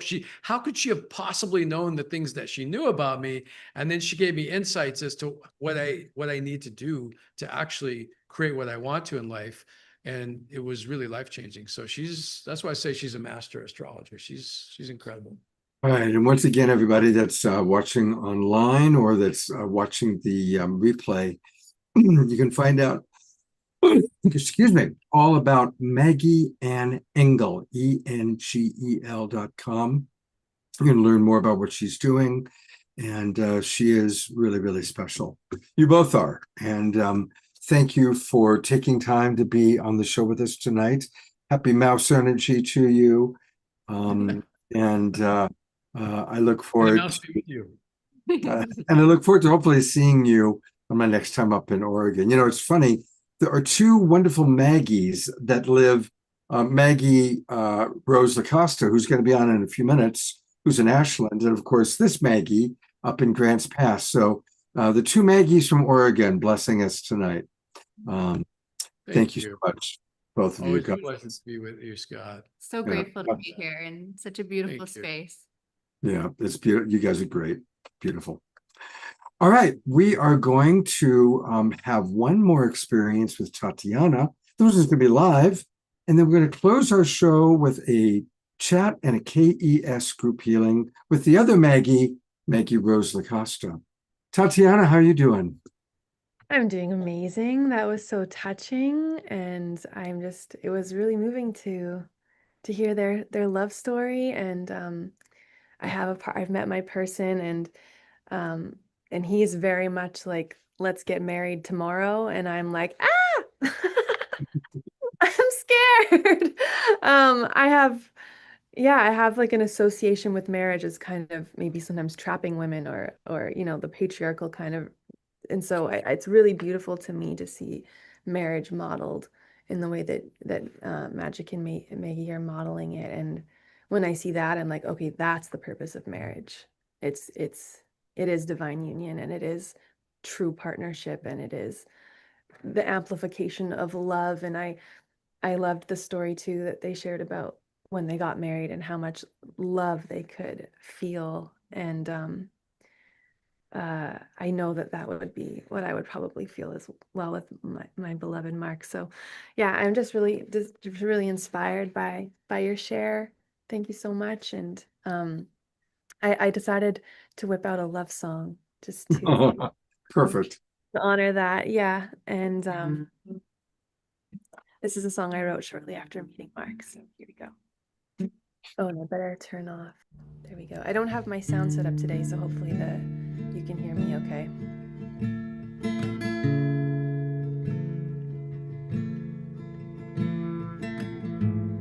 Can you hear my guitar, everyone? Yes, sounds good.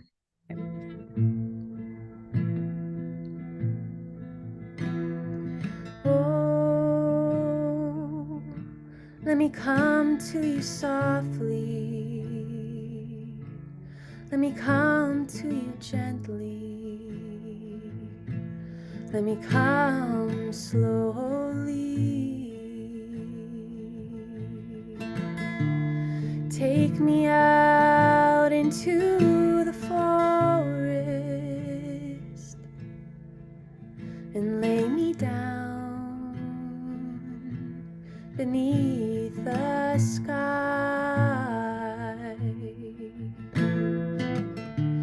The heavens above us will remember how we loved, how we loved. The heavens above us will remember how we how we loved. And oh, there's truly nothing left to do but give my heart to you and face the unknown. What's the point of this life anyways, if not to love this way with all that I have?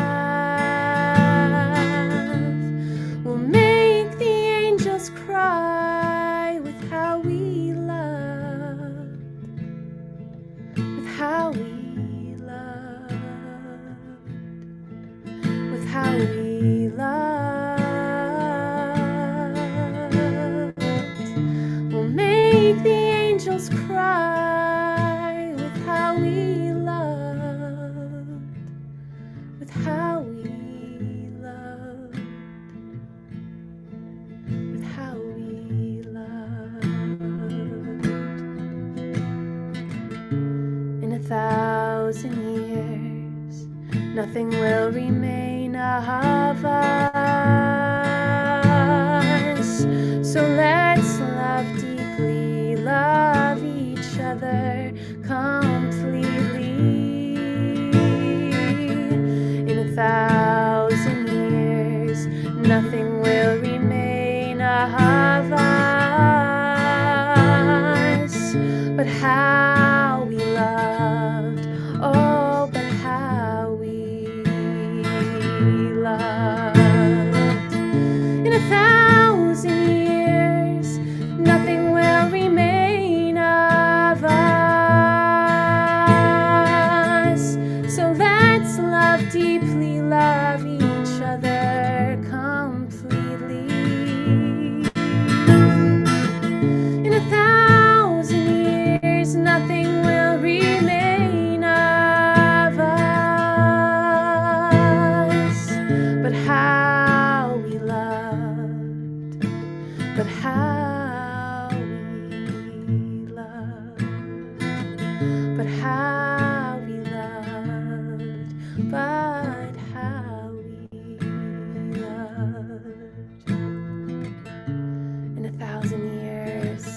nothing will remain of us but how we loved. So let's love deeply, love each other completely. Because in 1,000 years, nothing will remain of us but how we loved, but how we loved.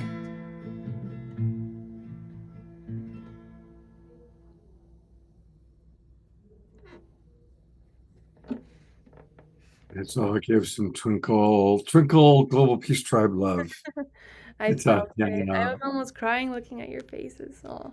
Oh my God.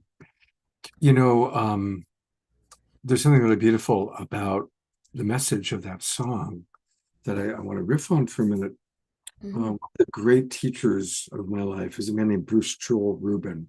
He's actually a screenwriter. He wrote the movie Ghost, won an Oscar for it. But he Yeah. also was a spiritual teacher, and I was part of his spiritual class and meditation group for a few years when I was living in Los Angeles. And that's Bruce's whole point that he makes in the movie Ghost and the other movies that he's made, is that the love that we've given and received is the treasure we take to the next world. And that we actually are always living in the astral plane, call it Valhalla, call it heaven. We're always there. But we come into these earth lives to learn profound lessons of love. And it's the love we gave and the love that we received that we take with us back home. And so that song really, and I believe that with all my heart, and that song really sums it up in a perfect Tatiana kind of way. So, thank That you. touched my heart so much, Scott. Thank you for sharing that. That actually puts language to what I felt intuitively writing this song. That this is the treasure we take with us. And It is. It is. And you can get more Tatiana treasures by going to her website, which is her name, TatianaSpeed.com. And that's where you can learn about her women's courses that she's doing, about her music. There's some really wonderful things there. And next week, we are going to feature Tatiana again. And her new album, Lullabies for Adults. So we're going to be hearing one or two cuts from the album. And Tatiana will be back with us again next week. So thank you so much, Tatiana, for being with us tonight. It's been wonderful. thank you, everyone. Love you so much. Love you. Well, it's time for the other Maggie. Two wonderful angels, earth angels named Maggie, blessing us tonight. And here is Maggie Rose LaCosta. Those of you that are regulars who've seen her on the show before. And she is quite the earth angel and a dear friend. And Maggie, tonight we've been kind of, really all about love and wisdom. And so I know you're going to do a KES healing to close up the night. But before that, I'd love to just get, what are your current musings, your current awareness of this time on the planet, which, as Maggie, the other Maggie, was telling us, is unlike any other time astrologically that we've been in, maybe ever. And you are surrounded by very high vibration spiritual teachers. She lives up at the sanctuary with the Twin Ray. And she travels all over the world, really, and is always in magical places. So what are some of your musings that you can share with us, Maggie? Oh, thank you so much, Scott, for that question.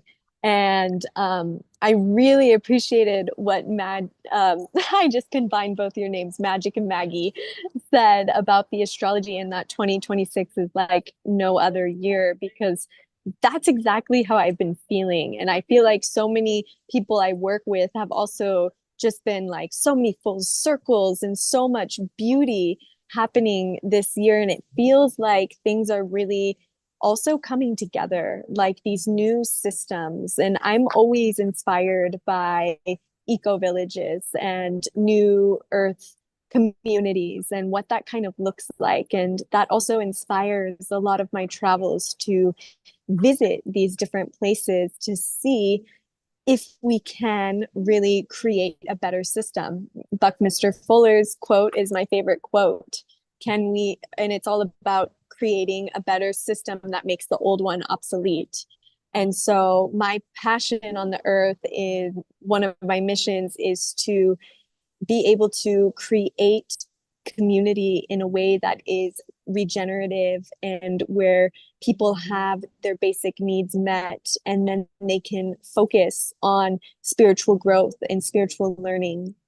And so there are many, many others on this mission as well. And it's been very inspiring this year to join these different groups, global eco-village groups, and just beautiful organizations. Gaia Temple, my friend Marley, she is teamed up with Dome Gaia this year, and they're creating affordable housing in these incredible, beautiful domes.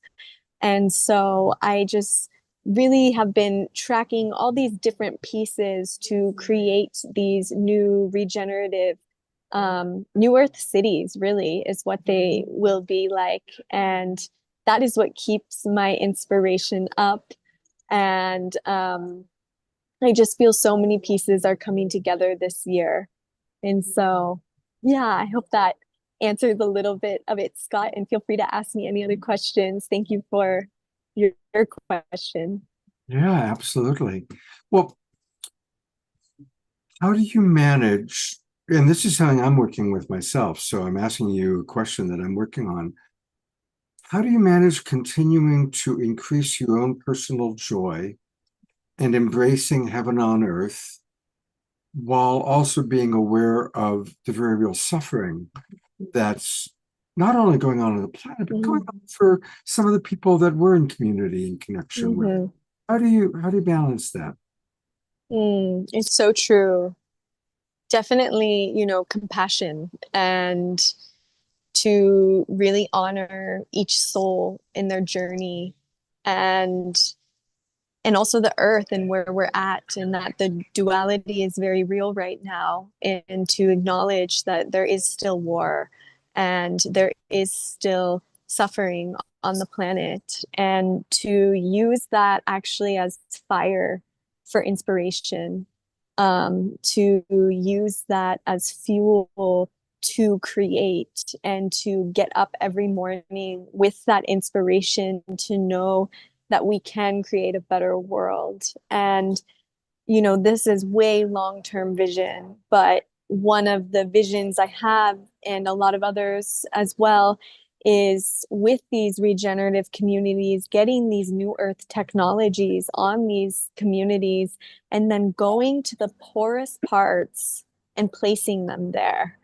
And I would say that is how I handle the suffering on earth, is just to know that I don't think it's going to last. I really think that my generation and the generation below me will see peace on earth.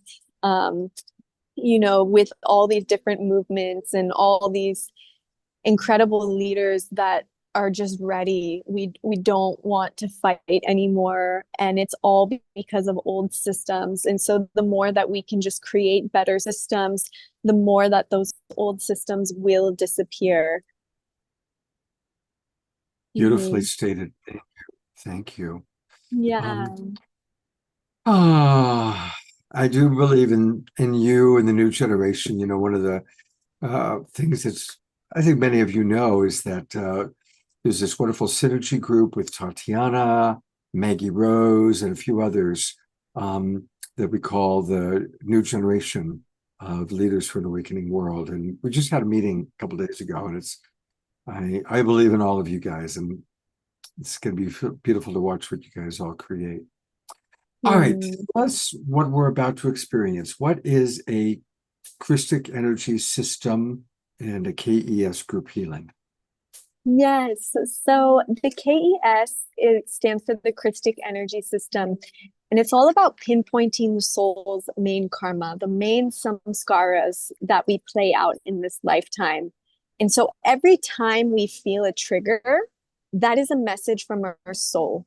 And every time we can go into that trigger and clear it, then we don't have to play it out. Such as if you have a relationship problem with your partner, and really it's actually something happens, and there's the inner girl or inner boy inside that is actually offended at that moment. And in that moment, that inner child takes the driver's seat.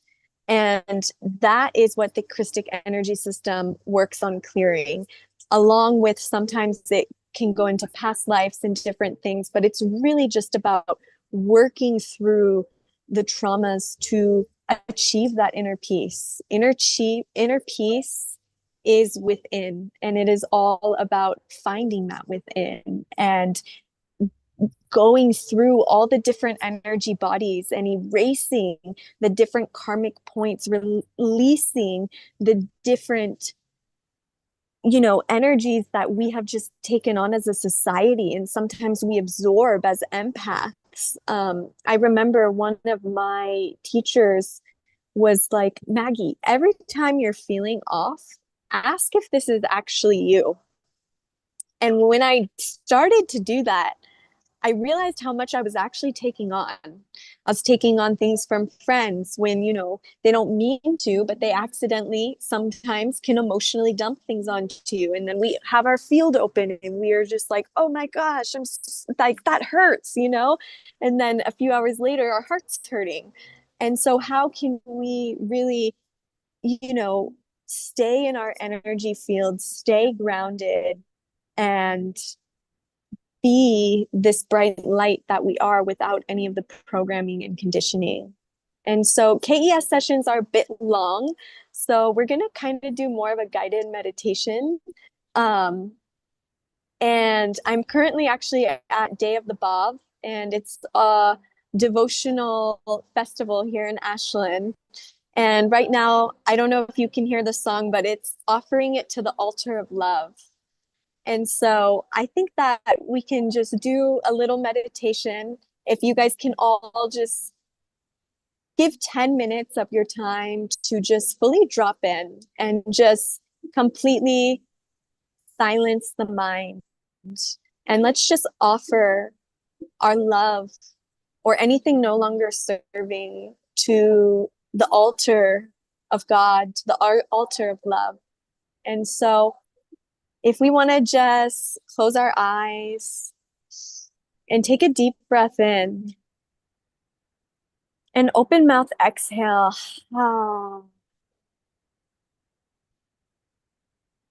And just start to relax.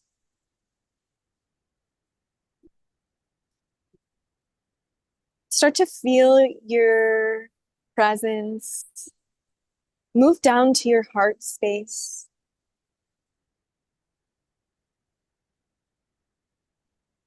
And let's send our grounding cord down to the earth. You can see this cord of light from your spine or from your feet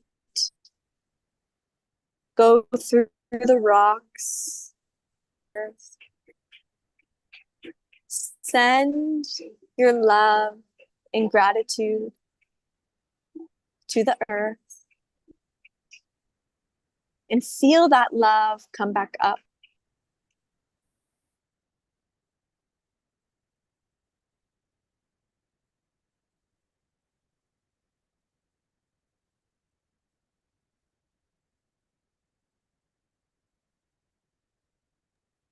And when you feel that love come back up, let's send that love up to the sky.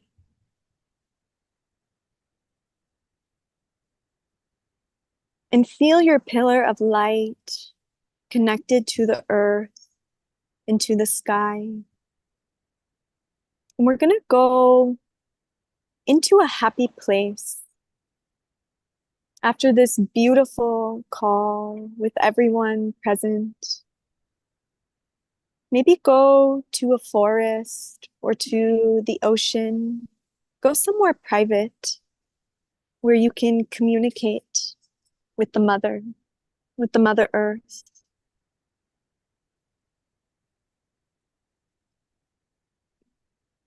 And start to breathe deeper, slowing the breath down. And we're going to call upon the Divine Mother. And we're going to call upon that miracle field to be present.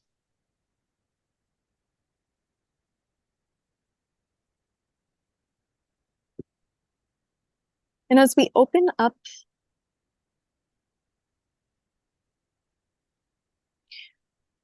start to call in that aspect of the Divine Mother to be in front of you, whether it's Kuan Yin, Mother Mary, even a tree, whatever it is, ask to see her and ask to connect. And as you connect, allow your heart field to open as you feel this safety with the Divine Mother, with the Holy Mother's presence. And we give our gratitude to her for the life that we have, for the breath that we are. And as we call upon her, ask her for a message.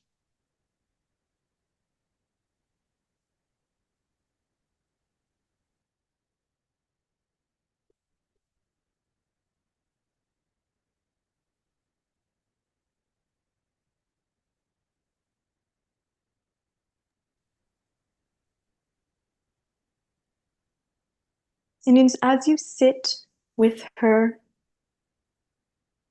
you can give her anything that's no longer serving, or you can express your gratitude towards her. Maybe everything's really good in your life.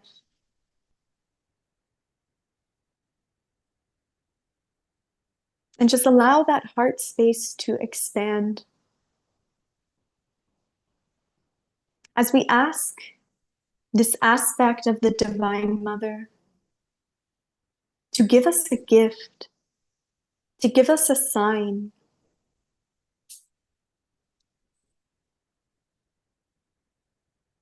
And just receive this gift, this sign,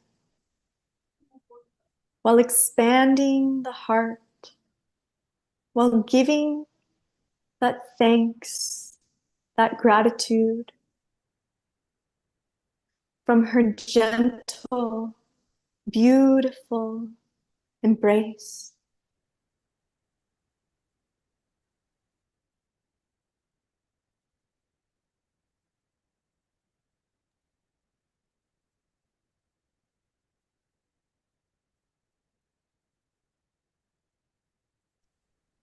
And now, all together on this Zoom call, we're going to connect hands and hearts.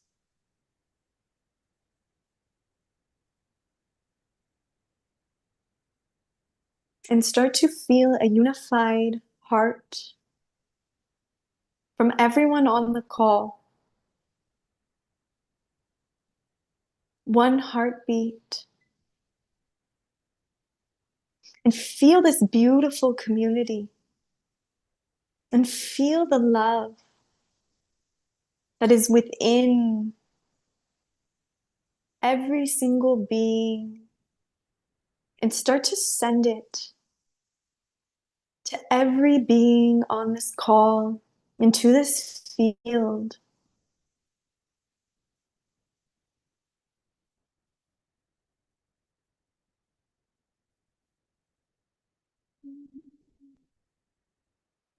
Thank you for community. Thank you, Holy Mother, for this soul family of light that we get to create with that we get to pray with.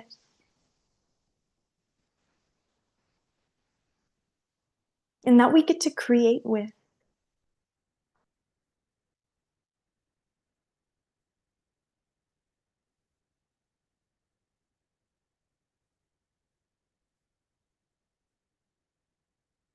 And we call upon this divine light to come down through our crowns, to illuminate our crowns,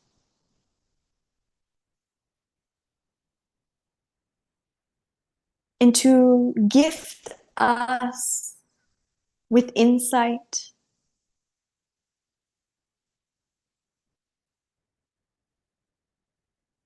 And we ask the Divine Mother for a blessing.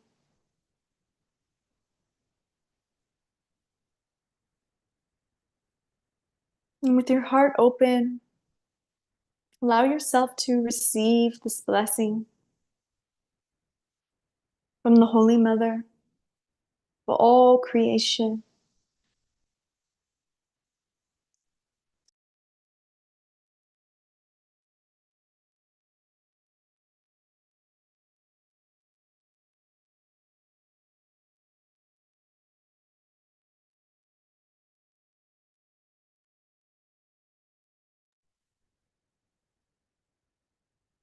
And send your gratitude to the Holy Mother for this blessing.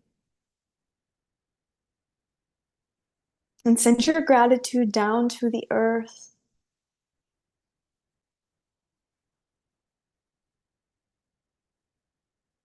And tell the Divine Mother anything else you wish to say. I was with a beautiful elder the other day, and he said, we all need to talk to the Divine Mother more.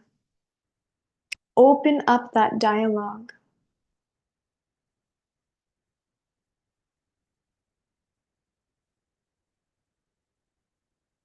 And bow to the Divine Mother, bow to the earth.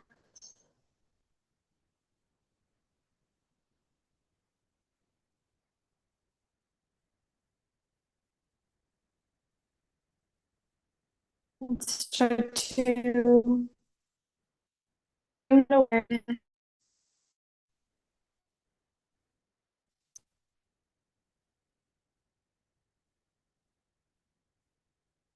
and bring the awareness into the space you are in while keeping that heart-centered presence.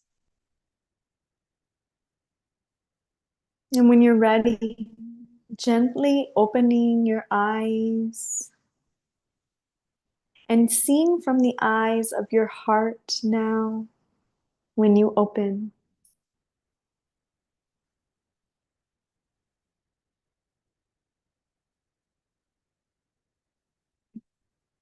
Thank you all so much for co-creating. Thank you, Scott, for this beautiful community and bringing people together. Thank you, Maggie. Thank you so much. It was beautiful to see where you are for a moment there.